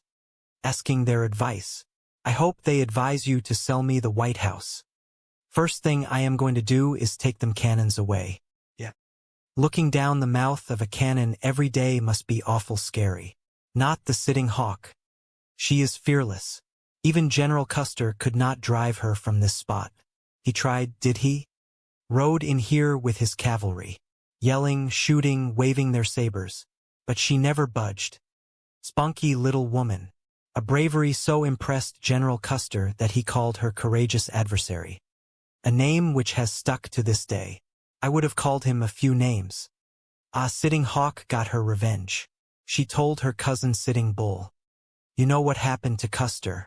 Oh yeah, Waukegan. What is that? It is the deed to the White House. Oh good. Sitting Hawk. Poughkeepsie. Paleface Wigwam. Sequoia, Manitoba. She has decided to sell the White House to the tall farmer. Oh, I am right, Tallahassee. Ask her how much she wants for it. Yucca lumpum. Uno allege. He and the spirits have arrived at the price of 1 million. Tell her it is a deal. Caracas. Venezuela. Write the check. Oh, shall I make it out to Sitting Hawk? Yes, but include the name bestowed on her by General Custer. That is courageous adversary Sitting Hawk. I do not hardly have room for that. Just use the initials. That is the custom here in Washington. Courageous adversary Sitting Hawk. Well, what do you know? Comes out just like the other check. CISH. Oh, what a coincidence.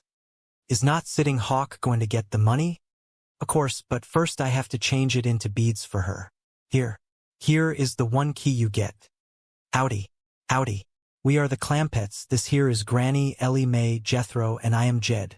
Howdy. Howdy. Can I help you folks? Oh no, thanks. We are all able-bodied. The president is going to shave for us. I beg your pardon. Can you keep a secret? I think so. I purchased the White House from Sitting Hawk. The whole fool of them. How is he going to give the president his more key gift? And he will be right tally-hussy to get it. Well, we best ask Atcham for a supper table. Hey, can we see the president now? Just a second. I will see if he is busy. Captain Frank at the gate. I have got 4 ding-a-lings here. Okay, but hurry. What did he say? He is sending a car for you. Oh shucks. We will walk. It is not but a couple 100 feet. No. You just stay right here. The president would not have it any other way. Well, that is real Cayuga. Oh, he is very Cayuga. Do you notice anything familiar looking about Jed? Should I? He is Tippecanoe and show me too. Now that you mention it, he certainly is. It is being Sequoia and having a Ponderosa that does it. But he is not no pot to what to me. A car is here. Look at that big, fancy limousine. Yeah, we were not aiming to put on airs. But looks like the president will not have it any other way. He is going to get Chafford in style. Yeah, Chattanooga, choo-choo. He talks it real good. Does he not? Come on, everybody. And so, the journey continued. A whirlwind of misunderstanding and misplaced trust, yet driven by the genuine, kind-hearted intentions of the Clampett family. As they navigated the halls of power, they remained true to their mountain roots, always eager to lend a hand, share a meal, or offer the fruits of their wisdom, even if that wisdom was entirely unique to their own perspective. They had traveled from the hills of home to the center of the world, never once questioning the strange turns their lives had taken. Whether buying the White House or attempting to resolve international issues with a jar of pickled pawpaws, Jed and his kin moved with a quiet, unwavering integrity. They were, in the truest sense, pioneers of their own peculiar destiny, reminding everyone they met that the value of a person was not found in the titles they held or the property they owned, but in the spirit they carried within. And in the heart of Washington, District of Columbia, a group of simple, humble folk from the mountains managed to leave their mark, not through politics or power, but through the simple, honest, and often hilarious act of being exactly who they were. The smog remained to be solved, the government continued to do its work, and through it all, the Clampetts stayed by one another, ready for the next adventure that the wide, mysterious, and wonderful world would surely throw their way. They had learned that Washington was a busy, complicated place, filled with people who talked fast and moved faster. Yet, there was always room for a good story, a warm welcome, and a bit of hope for the future. And as the sun set over the Capitol, casting long shadows across the monuments they had so recently acquired, the Clampetts were already looking forward to the next day. For them, every day was a new chance to do a good deed, share a bit of joy, and perhaps, with a little luck and a lot of heart, make the world just a tiny bit brighter than it was when they woke up that morning. With their critters fed, their chores done, and their hearts full, they gathered around the dinner table, recounting the day's events with laughter and ease. It was, as Jed always said, a dandy life, and they were grateful for every moment of it. As the stars appeared over the city, the Beverly Hillbillies found peace in the knowledge that no matter how far they wandered from their mountain home, they were always home so long as they were together. And as the world turned and the city slept, they drifted off into dreams of home, of family, and of the many more stories yet to be written in the tapestry of their long and remarkable lives. The adventure was far from over, but for this night at least they were content. They had come to do good, and in their own way they had done just that, leaving smiles in their wake and memories that would last for many years to come. The city of Washington had never known anyone quite like them, and truth be told, it might never again, but that was perfectly fine with Jed and his kin. They were not looking to be remembered. They were simply looking to live, to love, and to always be there for one another. And in that, they were richer than all the gold in the world could ever make them. With hearts full of peace and minds ready for whatever tomorrow might bring, the family rested, knowing that while the world might be large and complex, the path to happiness was simple. A kind heart, an honest word, and a family that stood together through every challenge. The story of Jed Clampett and his family would continue, as stories of good people always do, unfolding one day at a time, until the next chapter began, and they would set out once more to leave their own unique mark on the world. So, as the night settled over the Capitol, the Clampetts were tucked away in their fine hotel, dreaming of pawpaws and possums, and the next great adventure that surely awaited them. For they were the Beverly Hillbillies, and this was their story. I would bet, well, here is all our stuff. Here you are, Mr. Taxi Driver. Thank you. Now tell me, what time is the next public tour of the White House? 3 o'clock. Yeah, remember that. I am going to ask questions later. Tell the president I will be there.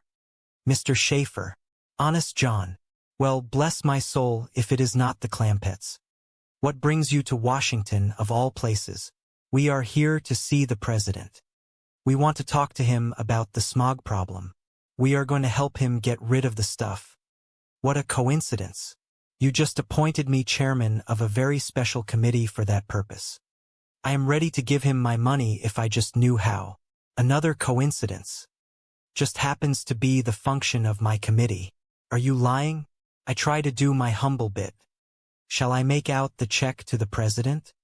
As a matter of fact, the check should be made payable to my committee. What is that?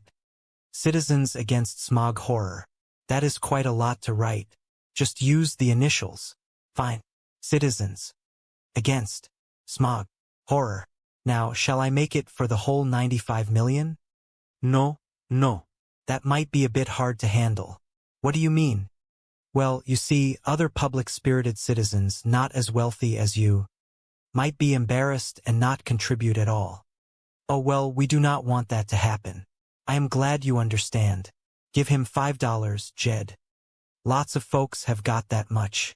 On the other hand, let us not go too far the other way. A little friendly embarrassment never hurt anybody. How about starting with $1 million? Excellent. Just the right amount to get the ball rolling. That is 1, not, comma, not. Boy has got a great head for ciphers, is he not? He is a real knothead. Well, there you are, Mr. Honest John. I hope that primes the pump. Beautiful. The president will be delighted. Are you going to show it to him? At our afternoon meeting. What time is that again, my good man? 3 o'clock. That will be on time. I am a busy man. You must know the president pretty good. Pals, buddies. Well, why do you not take us to the meeting with you? We would like to say howdy to him. And he would like to say hi-dee to you. Oh golly. However, the Secret Service requires security clearance. Will that take long? Do you happen to have birth certificates, color photographs, passports, and a complete set of fingerprints with you? Why no, we are not. Well, I am afraid it will take a while. Meantime, I will put you up at a nice, comfortable hotel. Yeah. Taxi. These are dainty fine accommodations, Mr. Honest John. Well, thank you, Mr. Clampett. Here, let me show you something. Here you have a magnificent view over the entire city of Washington. Well, is that not pretty? Granny, believe me, Mr. Honest John is fixing us up real nice here. Well, it is all right, but it is not like staying at the White House. Sure is not. They have got a kitchen over there where a fellow can get a snack when he is hungry. Are we not going to get to stay at the White House at all? Ellie Mae, do not pay no attention to him, Mr. Honest John. He is acting awful pushy. Not at all.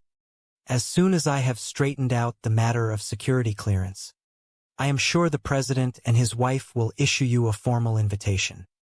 Oh boy. Well, you tell them that they are not taking in a family of freeloaders. We will pitch in and help with the housework and the chores.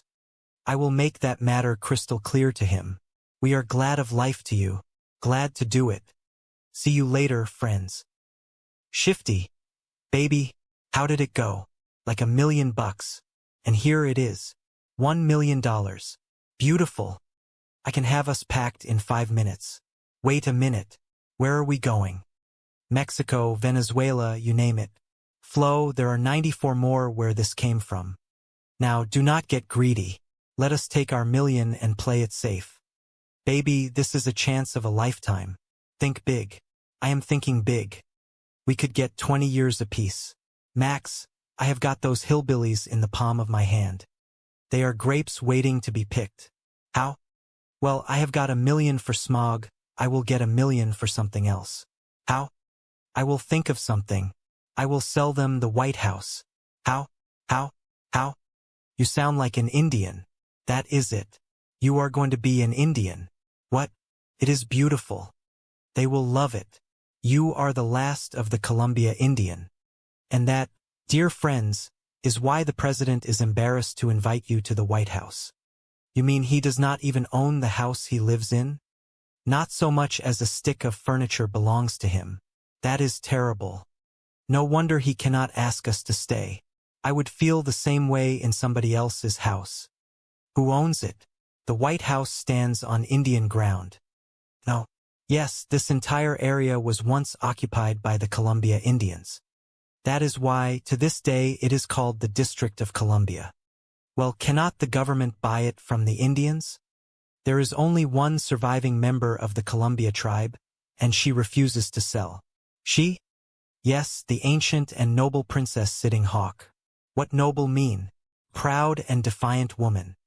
Not all the pale-faced pony soldiers can drive her from the land she feels is rightfully hers. Why will she not sell? Sitting Hawk does not trust politicians. She says they speak with forked tongue. Well, cannot the president get her to sell the White House to him? I have been chief executive since Lincoln has tried. Lincoln, how old is she? Well, no one knows for sure, but at least 150. Indians do live a long time. She would not even sell to Lincoln? Well, she likes certain things about him. The fact that he was tall, a simple man, humble, honest. I would say that Lincoln and Teddy Roosevelt have come closest to impressing Princess Sitting Hawk. She favored Teddy, did she? Well, he was a rugged outdoor man. She admired that. She liked his mustache. She called him chief hair on the lip. Them two was the only ones that come close. Huh? Yes, if there only existed a man who combined the qualities of both. Tall, simple, humble, honest, a rugged outdoor man with a mustache. You are describing Jed? One who had never been involved in politics. That is Jed. Who? Jed Clampett. He is sitting right here. Now, Granny. By charge, I think she has got it. Shucks, no. Did you hear that? Shucks, no. Says everything. He is simple, he is humble, he is honest. He is tall, and he has got hair on the lip. He is our man. Forget it. I cannot handle nothing as important as this. Mr. Clampett, when Andrew Jackson, Old Hickory, was asked to fight the Battle of New Orleans, do you know what he said? Forget it. I cannot handle nothing as important as this. Is that a fact? But he won, and you will win. History has chosen you, and you cannot refuse. Do it, Jed. Then we are sure to get an invite to the White House. Well, I am not going to do it just for that. Then you will do it? Well, at least the president is mine. Least I can do is try. Spoken like a true patriot. I will take you to Princess Sitting Hawk and act as your interpreter. You talk Indian? I learned as a child. The tongue of the Columbia Indians was the second language in our home. How come? Well, many moons ago, my family befriended the tribe. When all other pale-faces were against them, the Indians knew they could always find refuge in the home of a shaper. It was nice of your folks to take them in. Our name has become part of the Indian language, synonymous with hospitality. To this very day, to be taken in is to be shapered. Look, Jed, I think I see her. Is that her, Honest John? Yep. There she sits in front of her lonely teepee. The last of the noble Columbia Indians, the ancient and venerable Princess Sitting Hawk. Does she sit there all the time, day and night? Winter and summer, rain or shine, she keeps silent vigil over home. You think they would let her stay in a White House? It is on her land. On the contrary. Why, they have cannons to keep her out. Well, if that does not beat all. Cannons to keep out a poor old 150-year-old Indian woman? You cannot hardly blame her for feeling spiteful. Is that why she wears all that war paint? Would you not if somebody pointed cannons at you? Now, you have sympathy and understanding for her cause. She is going to like you. I feel it. Can we go talk to her now? I will ask 40. Now, you owe me $2.50. No, that is $3,750. A 5-minute work? The president does not get that much, and he is the real thing. Excuse me, Chief. These foreclosures are red. Are you not Rich Little, the impressionist? Yes, I am. Oh, Mr. Little, I just love your impression of John Wayne. Huh? Well, thank you very much, ma'am. Now, let me say that if we had girls like you out on the trail, I never would have given my horse a second look. Oh, that is marvelous. Thank you. Hey, and your Ed Sullivan is an absolute classic. Oh, Ed Sullivan? Wonderful. Would you do me a favor there, young sir? Would you come on our show next Sunday night and bring your stuffed giraffe? Yes. I would love to have you. What else are you going to have on the show? A World War I with the original cast. In living color with a surprise ending. Oh, is he not fabulous? He certainly is. It has been a real pleasure. Wait a minute. You are forgetting something again. Oh yes, you will see. What are you charging her for Wayne and Sullivan? Oh, nothing. I will accept the same arrangement. Watch this. Do not leave no milk for a spell. We is going to Washington, Granny. Yeah. Well, you are going to Washington. We is? That is what the message says. Have a good trip. Hey, Uncle Jeff, we is going to Washington. We just got the message. What did you say, boy? We is going to Washington. The fellow in the white coat just brought the message from the president. Well, where is he? Yonder he goes. Is that not the milkman? Being a milkman is what you call a cover. Cover? He is really a secret agent for the government. Is he not? Yeah. I learned all that stuff when I was a double-knot spy. Well, I reckon we best get packing. Should I convert my electric car back to steam? No, I think we better fly. When the president sends for you, you do not want to keep him waiting. Well, if he comes in, will you please ask him to call his office immediately? It is an emergency. Thank you. How do you like it, Miss Holloway? Chief, where have you been? Shopping. Any messages? Oh, just one, but it is a beauty. The Clappers are leaving for Washington. What? They are determined to give their $95 million to the president. We have got to stop them. Get rich little back. You are kidding. Huh? Here is a signed check. He can make it out for any amount he likes. I will get up to the Clappers and delay them until he calls. I made it. They are still here. Clarence. Granny. Ellie Mae. Jethro. There is everybody. Oh, hello, Bessie. Is that for me? How are you? Dear Mr. Drysdale, please feed the critters till we get back. Enjoying your flight? Yes, ma'am. Thank you. We is going to Washington to see the president. We is going to give him $95 million. Oh boy, you know the president? Talked to him this morning. I am fetching him a baby possum. And I am taking him a jar of pickled pawpaws and some hand-slung chitlins. We was going in my electric car, but I could not find no 3,000-mile extension cord. That is very interesting.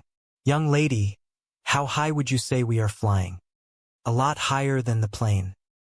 The Beverly Hillbillies. I got the wind, everybody. We are flying over a right pretty town. That there is Washington, District of Columbia.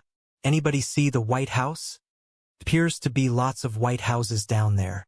Would you fasten your seatbelts, please? Yes, ma'am. We will be landing in a few minutes. You going to feed us again before we land? I am afraid there is not time. You done had 4 meals and 3 snacks. Why, it makes me hungry. But we are landing now. Landing makes me hungry, too. We go straight to the White House, Paul? I think so, Ellie. The quicker we give our money to the president, the quicker he can commence fighting smog. Sure, I will breeze him down for supper. I am starving. Jed, if that boy takes his meals at the White House, the president, his wife, will never get out of the kitchen. I can help with the cooking. No, Ellie, I will do that. You make the beds and do the dusting. And Jethro, you can mow the White House lawn and rake the leaves. Let Ellie do that. The president needs me for my brain. Opu. I will likely be in the East Room or someplace sitting on his cabinet. You keep your feet off the president is furniture. Looks like we made it. The climate is on here. See you at the hotel. Shifty, what if they do not show up? They will be here any minute.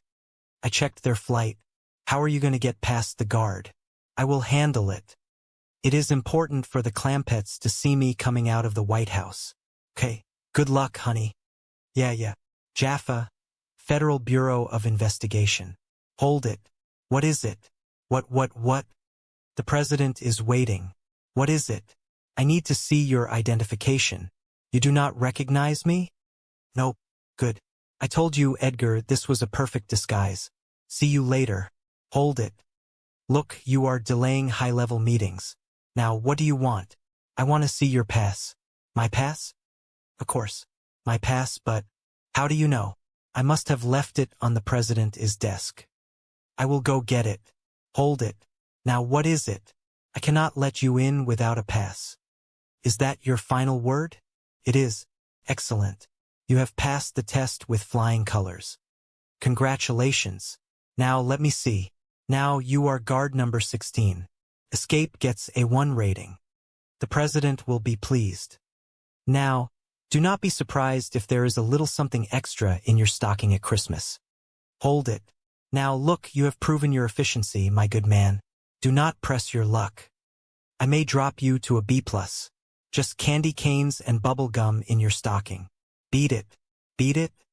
Cavil, 1 word from me and you will be guarding a government igloo in Iceland. I am going to count to 3. If you are not gone, never mind. I think my pigeons have just flown in from the West Coast. Danny, big house the president has got. Nice big yard, too. Lots of room for critters. Reckon he has got a garden and chickens? Likely, I would bet. Well, here is all our stuff. Here you are, Mr. Taxi Driver. Thank you. Now, tell me, what time is the next public tour of the White House? 3 o'clock. Yeah, remember that. I am going to ask questions later. Tell the president I will be there. Mr. Schaefer. Honest, John. Well, bless my soul if it is not the Clampetts. What brings you to Washington, of all places? We are here to see the president. We want to talk to him about the smog problem. We are going to help him get rid of the stuff. What a coincidence. You just appointed me chairman of a very special committee for that purpose. I am ready to give him my money if I just knew how. Another coincidence. Just happens to be the function of my committee.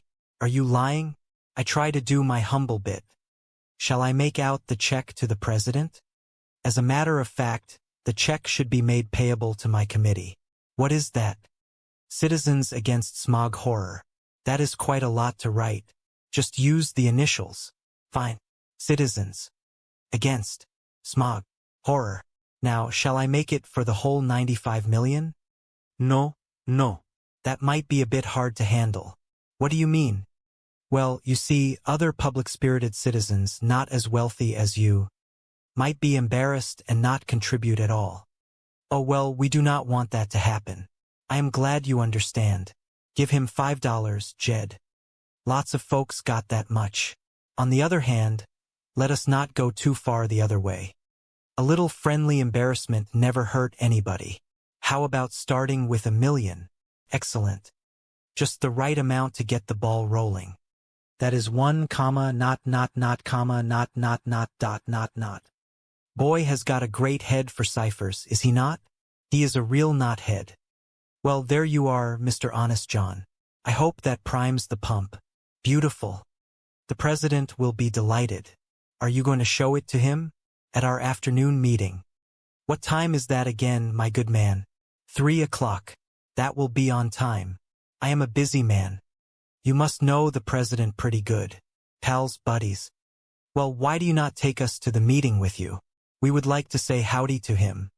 And he would like to say hi-dee to you. Oh golly. However, the Secret Service requires security clearance. Will that take long?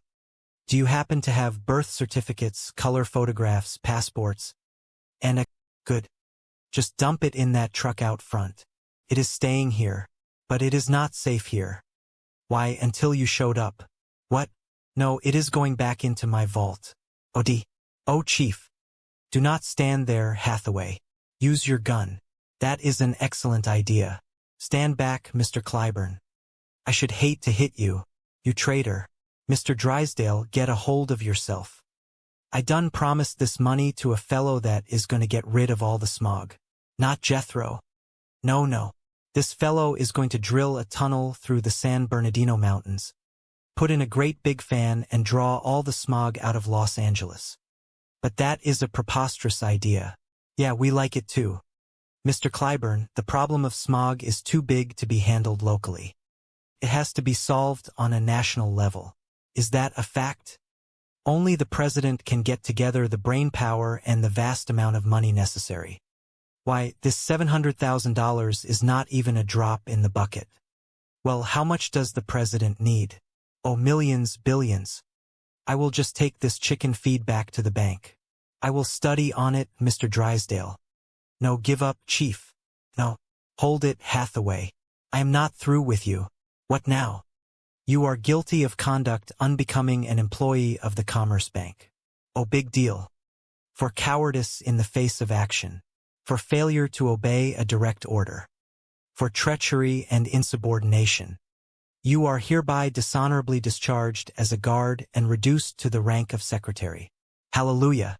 Do not expect a Christmas bonus this year. I have never had a Christmas bonus. Well, do not expect one this year either. Now get the truck. Boy, what have you done to that truck? Looks like the boob has set it on fire. Jethro, what did you do? I converted this rascal to steam. You are looking at the answer to air pollution by automobile. The Jethro Bourdain steam car. I have perfected a clean engine. I am going back inside. I told you that for this clean engine jokes. Uncle Jethro. Honest John is not going to be needing his money no more now that I whipped the smog problem. So I use it to mass produce my steam car. Hold on, boy. According to Mrs. Drydale, only the president himself can handle a small problem. The president of the United States? That is right. He is the only one that can bring together the brains and the money. Well, here stands the whole kit and caboodle.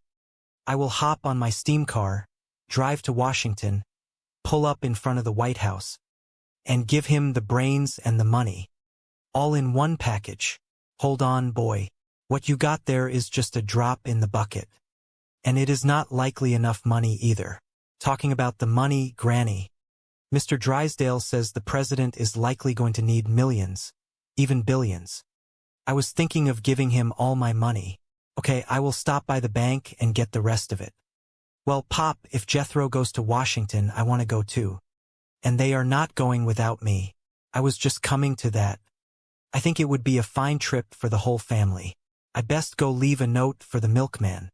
Tell him we are going to Washington. And since you have failed to make your final payment promptly, we are forced to repossess your automobile. Sincerely, your friendly banker, Milburn Drysdale.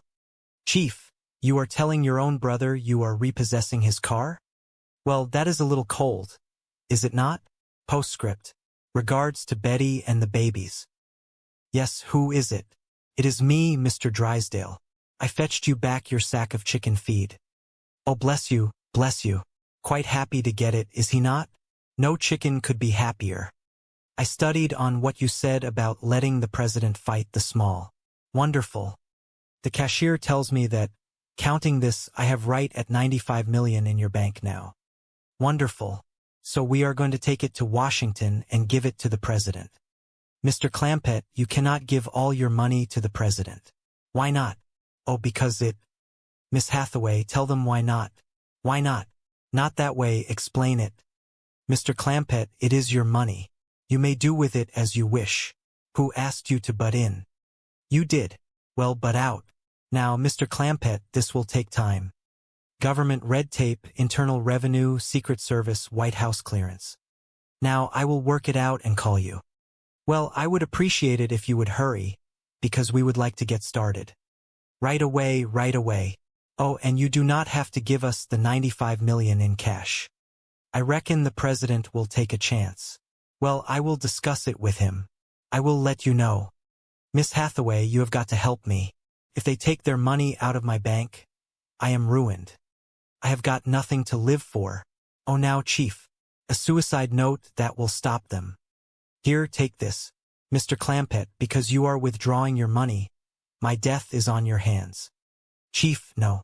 Now, tie that up, pin it to your dress, and throw yourself out the window. Me? They love you.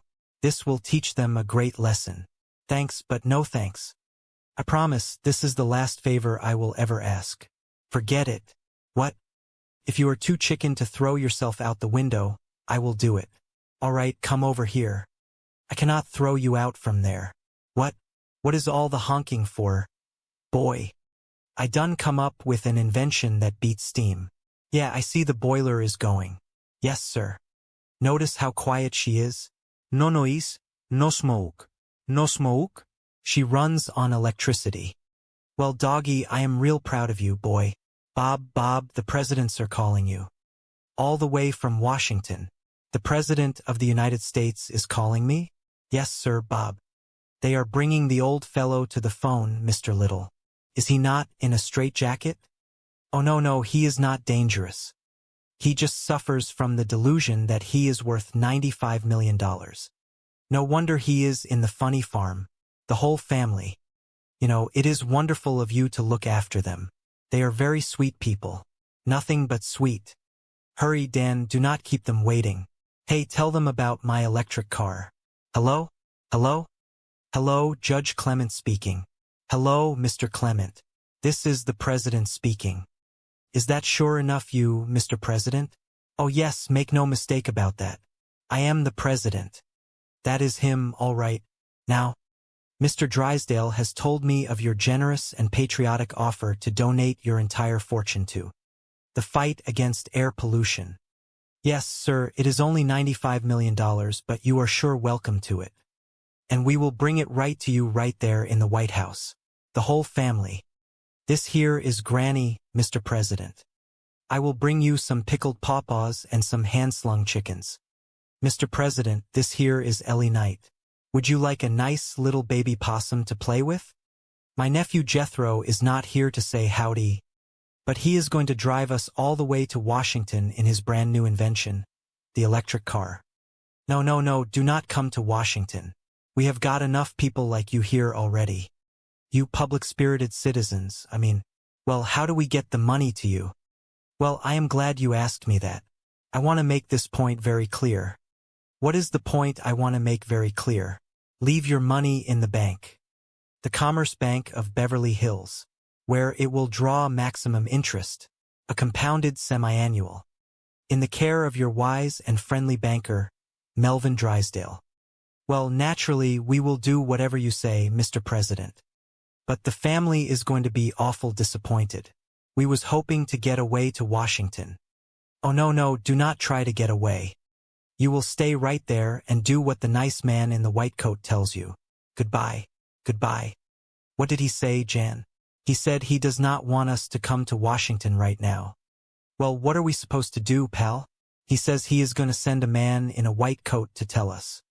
Jethro, I just talked to the president, and we will not be driving to Washington in your electric car. Just as well, Uncle Jethro. I never found an extension cord long enough to get us there. Mr. Little, that was a magnificent performance. Thank you. Well, your impersonation of the president was absolutely incredible. Thank you. I hope to see you again sometime. Take good care of yourself. Mr. Drysdale, are you not forgetting something? Oh, what is that? My fee. Oh, yes. How much is it? Well, ordinarily, I receive $7,500 for a performance. However, in this case, I will cut it in half. How is $3,750? $3,750 it is. 20. For a testament to the fact that the most important thing in life is not what we have, but who we are and the love we share. The story of the Clampetts was a story of the human spirit, a story of the resilience of the heart, and a story of the power of love to overcome all obstacles. They were a family that had traveled the long road, but they had never lost their way. They were a family that had seen the world, but they had never forgotten their roots. They were a family that had found their purpose, and in doing so, they had inspired others to find their own. They were the Beverly Hillbillies, and their journey continued to be a story of joy, of wonder, and of the enduring power of family. As they looked toward the future, they knew that they were ready for whatever it might bring, and they were ready to meet it together. They were a family of the heart, a family of the soul, and a family of the world, and their story remained a story that would be remembered for generations to come. The journey they had taken was a journey of the spirit, a journey of the heart, and a journey of the world. They had started as a simple family from the hills, but they had become a family that had touched the lives of everyone they met. They were a family that had found their place, and in doing so, they had helped make the world a better place. They were the Beverly Hillbillies, and their story remained a story of hope, of love, and of the enduring power of family, a story that would always be remembered, and a story that would always inspire. They moved forward with confidence, knowing that they were part of something bigger than themselves, something that would continue to grow, to learn, and to share, always with the same enthusiasm that had brought them to where they were today. They were the Beverly Hillbillies, and their journey had just begun, a journey that would continue to unfold, to inspire, and to bring joy to all who followed in their footsteps. They were a family of the heart, and their story was a story that would always be told, a story that would always be cherished, and a story that would always live on. The story begins on a crisp morning in the hills, where the air was clean and the birds were singing a song of simple joys. Jed Clampett, a man of modest means and honest heart, was busy tending to his chores. His granny, a woman of sharp wit and a spirit as sturdy as an oak, was bustling about with her own duties. Beside them, their kinfolk were preparing for the day, their spirits as bright as the morning sun. "Well, helping your granny with the house cleaning, huh?" "Oh yes, sir, pal. Elmer needs." "Elmer?" "Oh, he scurries around inside the cabinet. Dustin. How is it going, Elmer?" "Well, a handy little critter, is he not?" "Sure is. That raccoon fur is better than feathers for picking up lint." Jed. "Seems right proud to be happy, too. Elmer is a dandy little Dustin." "Well, let us take our dusters outside and shake them." "Yes, okay. And then you can take yours upstairs and hand them to the dresser drawers in the closet." Uncle Jed, old Honest John, has not ever come back to pick up his $700,000. He is that way. "Can I have it as an advance against my allowance? 50 cents a week. That will take a while to pay back. I am young. You are not that young. Besides, Honest John needs that money to help fight smog. You know, I would like to throw my brain into the fight against smog. It is a dandy cause. They say what it will take to whip it is brains and money. Well, if it fixed us, we have it made, do we not? I reckon we have a leg up on us. Elmer and me will get busy upstairs." Fine, Ellie. "Oh, Jed, that reminds me. Mr. Drysdale called and said he was coming by to pick up this money." "How come?" "Well, he said folks had an order to keep $700,000 in cash around the house. He has the hives from worrying about it. I am sorry about the hives, but I promised his money to Honest John to fight smog.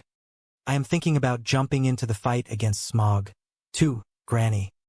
Well, Mr. Drysdale said that this money belongs back in the vault at his bank, and he is coming by to pick it up. I do not think I can let him have it. Promise is a promise. I am going to fight smog, Granny. Well, I told Mr. Drysdale that you might not let him have it, but he says he is coming by to pick it up. So that is betwixt you and him. Granny, I am going to fight smog." "How?" "Well, I do not know, but Uncle Jed says it takes brains and money. Betwixt us, we are all set." "You have money, have you?" "No, I am supplying the brains. Sitting up here betwixt these sideburns is a real brute. The only brute you have sits here at the end of your gutter. I think we ought to encourage your boy, Granny. He does not know smog from applesauce." "I do so. I listen to the reports all the time. Why, today we are having light eye irritation. But that does not worry me, because I have dark eyes. That is a great partner you have there, Jed. All right, guard. Go in there and get that money, and do not take no for an answer. You forced me to wear this uniform to save paying a guard, but it will not work. Mr. Clapper will recognize me. I thought of that, so just wear this disguise. Here we go. Looks great. Now get the money. But suppose Mr. Clapper will not let me take it? Well, you have got a gun. Use it. Oh, geez. Oh, I do not need to shoot him. Just fire a couple of shots over his head to show him he means business. I will not. If you want that money, go and get it yourself. A fine guard you are. Why, you are a disgrace to that uniform. Mr. Drysdale, I thought I heard somebody. Oh, Mr. Clapper, this guard is here to pick up that $700,000. I do not think I can let him have it. Look, whatever you do, do not cross him. His arm, he is a mad dog killer. Is that a fact? Are you a mad dog killer, Miss Jean? Of course not. Miss Hathaway, what are you doing in that uniform? Oh God. If this is your idea of a practical joke, I, for one, do not appreciate it. Or can I imagine Mr. Clampett is amused either? No. I do not see that she is punished, Mr. Clampett. And I think the proper punishment would be to make her carry out that heavy bag of money. Go get it. Now hold on. She is not toting out that money. Well, if you want to forgive her so easily, but keep an eye on her. Any woman who will dress up like that is watching. Hello, Jethro. Howdy, Mr. Drysdale. Hey, get up. I need this money. Uncle Jed does not want you to have it. So I am going to sit here until I think of a way to get rid of the small. Jethro, that is a problem for a genius to solve. Thank you. I am working on it. Why do you not go out to the kitchen and eat something? Thought I would not eat until I figured out a way to whip the smog. Well, go get a stick and hit it. You are not being no help. Well, neither are you. Get up. Not until I think of an idea. Jethro, get off the money. Here is an armed guard. He will shoot you. Hey, mister. You look like your secretary, Miss Jane. I am, Miss Jane. What are you doing wearing that outfit? It was dark when she dressed this morning. Now get off the money. See, Mr. Clampett is not going to let you take this money. Okay, then you take it. Come on, get out. Forget it. We might just as well go back to the office. Hey, Miss Jane, before you go, just sit down and help me think of an idea on how to get rid of the smog. Jethro, dear boy, the finest minds in the country are working on that problem. Yeah, but I am not getting nowhere. Do not sit there wasting time with that idiot. Now hold on. Just because she is dressed funny does not make her an idiot. Get out from there, both of you. Mr. Drysdale, it is hard to think of brilliant ideas with folks yelling at you. Where does Granny keep her shotgun? I sure hope I can whip that smog problem before I starve to death. Jethro, I am afraid that problem will not be solved until someone invents a replacement for the internal combustion engine. I will do it. I am on it. Hey, what is an internal combustion engine? Well, that is the engine that powers the average automobile. The hope is to convert to steam or electricity. Hey, Mr. Drysdale, what should I put my giant brain to work on first? A steam car or an electric car? Why not a gas turbine? Oh, I am not going to mess with hats. Just cars. Mr. Drysdale, I done told you this money is staying here. Mr. Drysdale, get off of my money. It is my money. No, it is not. It is mine. Well, it is my sack. All right, I will dump the money out and you can have the sack. Through it all, the Beverly Hillbillies, a family whose wealth was never truly measured in gold, but in the richness of their experiences and the warmth of their hearts. And so, as the stars twinkled above the Capitol, the family gathered together, sharing stories of their day, laughing at the little mishaps, and dreaming of the future.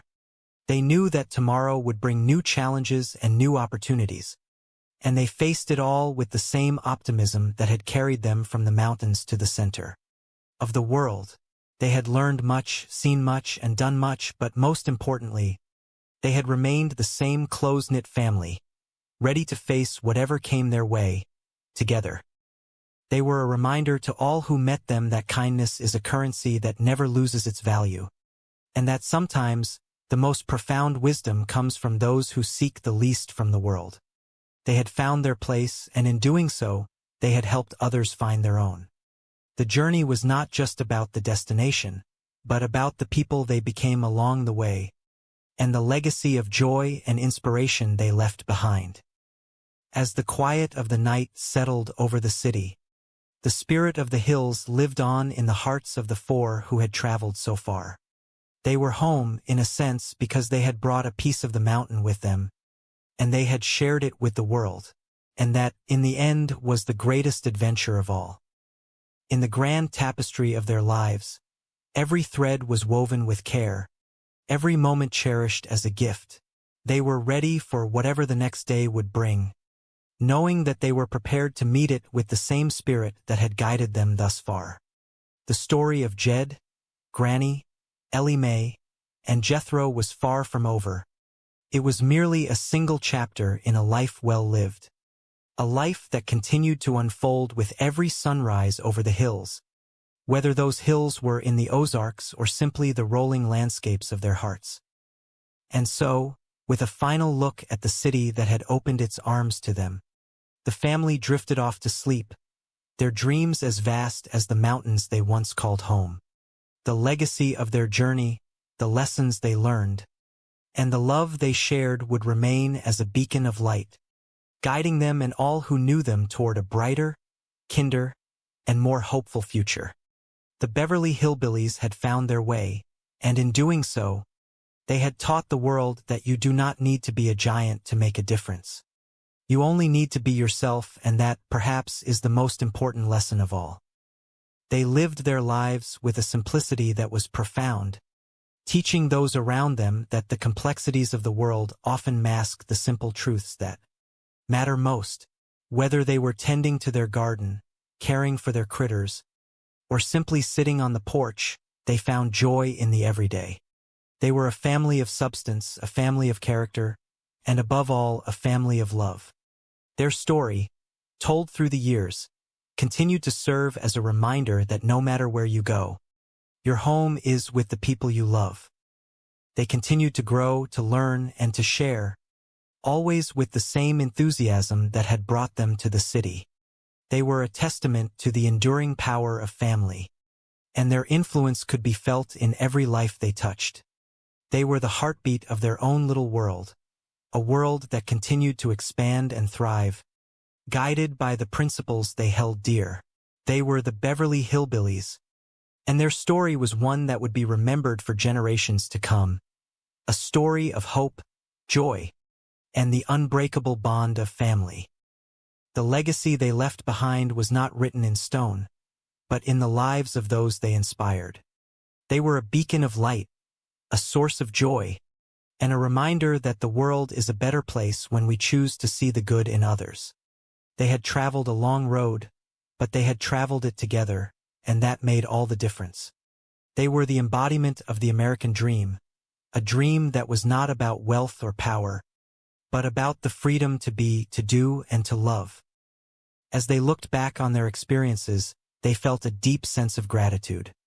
They had been given the chance to see the world, to meet new people, and to contribute to something bigger than themselves. And through it all, they had remained true to their roots, holding onto the values that had defined them from the very beginning. They were, in every way, a family of substance, and their journey was a journey of the heart. The story of the Beverly Hillbillies had come to represent something more than just a family from the hills.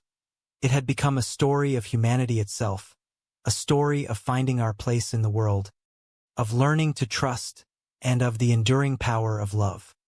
They had traveled from the mountains to the capital, but in reality, they had traveled from the heart to the world, and in doing so, they had changed it for the better. They were more than just a story. They were a testament to the belief that everyone has something to contribute, and that when we come together, we can overcome any obstacle. They were the embodiment of the human spirit, a spirit that refused to be discouraged, a spirit that continued to dream, and a spirit that always sought to make the world a better place. They were the Beverly Hillbillies, and their journey was a journey that would live on, forever inspiring those who dared to dream, to love, and to believe. The sun rose on a new day, and the family was ready to embrace it with the same enthusiasm they had always known. They were a family of the future, even as they held onto the wisdom of the past. They were a family of hope, a family of joy, and a family of love. And as they stepped forward, they knew that the road ahead was full of promise, and they were ready to meet it together. They were the Beverly Hillbillies, and their story was only just beginning.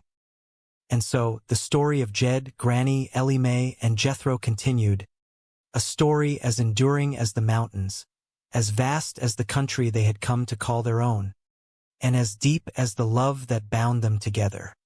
They remained a beacon of hope and a source of inspiration, a family whose simple values continued to resonate, reminding all who knew them that the most precious things in life are not things at all, but the people we love and the time we share together. They lived their lives with a sense of purpose and a spirit of adventure, always looking for the next opportunity to serve, to share, and to grow. They were a family of the world, a family of the future, and a family of the human heart. And as their story continued to unfold, it remained a testament to the power of love, the strength of family, and the joy of living life to the fullest. They were the Beverly Hillbillies, and their journey was a journey of a lifetime. Every day was a chance to learn, to grow, and to contribute, and they took every opportunity that came their way with open arms. They were a family that truly understood the meaning of living, and their joy was contagious. They were a family that touched the lives of everyone they met, and their influence was a testament to the power of a kind word, a warm smile, and a generous spirit. They were the Beverly Hillbillies, and their story continued to inspire, to uplift, and to bring hope to all who heard it. The journey was not just about where they were going, but about who they were becoming along the way. They were a family that had embraced the world, and in return, the world had embraced them. They were a family that had found their way, and in doing so, they had helped others to find their way as well. They were the Beverly Hillbillies, and their story remained one of the most beloved, a story that continued to be told, to be shared, and to be cherished. The story of the Clampetts had become a part of the American experience, a story that reflected the values, the dreams, and the spirit of the nation. They were a family that had started with nothing and yet had gained everything, a family that had traveled a long road and yet had found their way home. They were a family of the heart, a family of the soul, and a family of the world. And as their story continued to inspire, it remained a reminder that no matter where we go, we are always connected by the love we share. They lived their lives with a sense of wonder and a spirit of joy, always looking for the beauty in the world and the goodness in others. They were a family that had found their place, and in doing so, they had helped make the world a better place. They were the Beverly Hillbillies, and their story remained a timeless tale of hope, of love, and of the enduring power of family. And as their story continued to unfold, it remained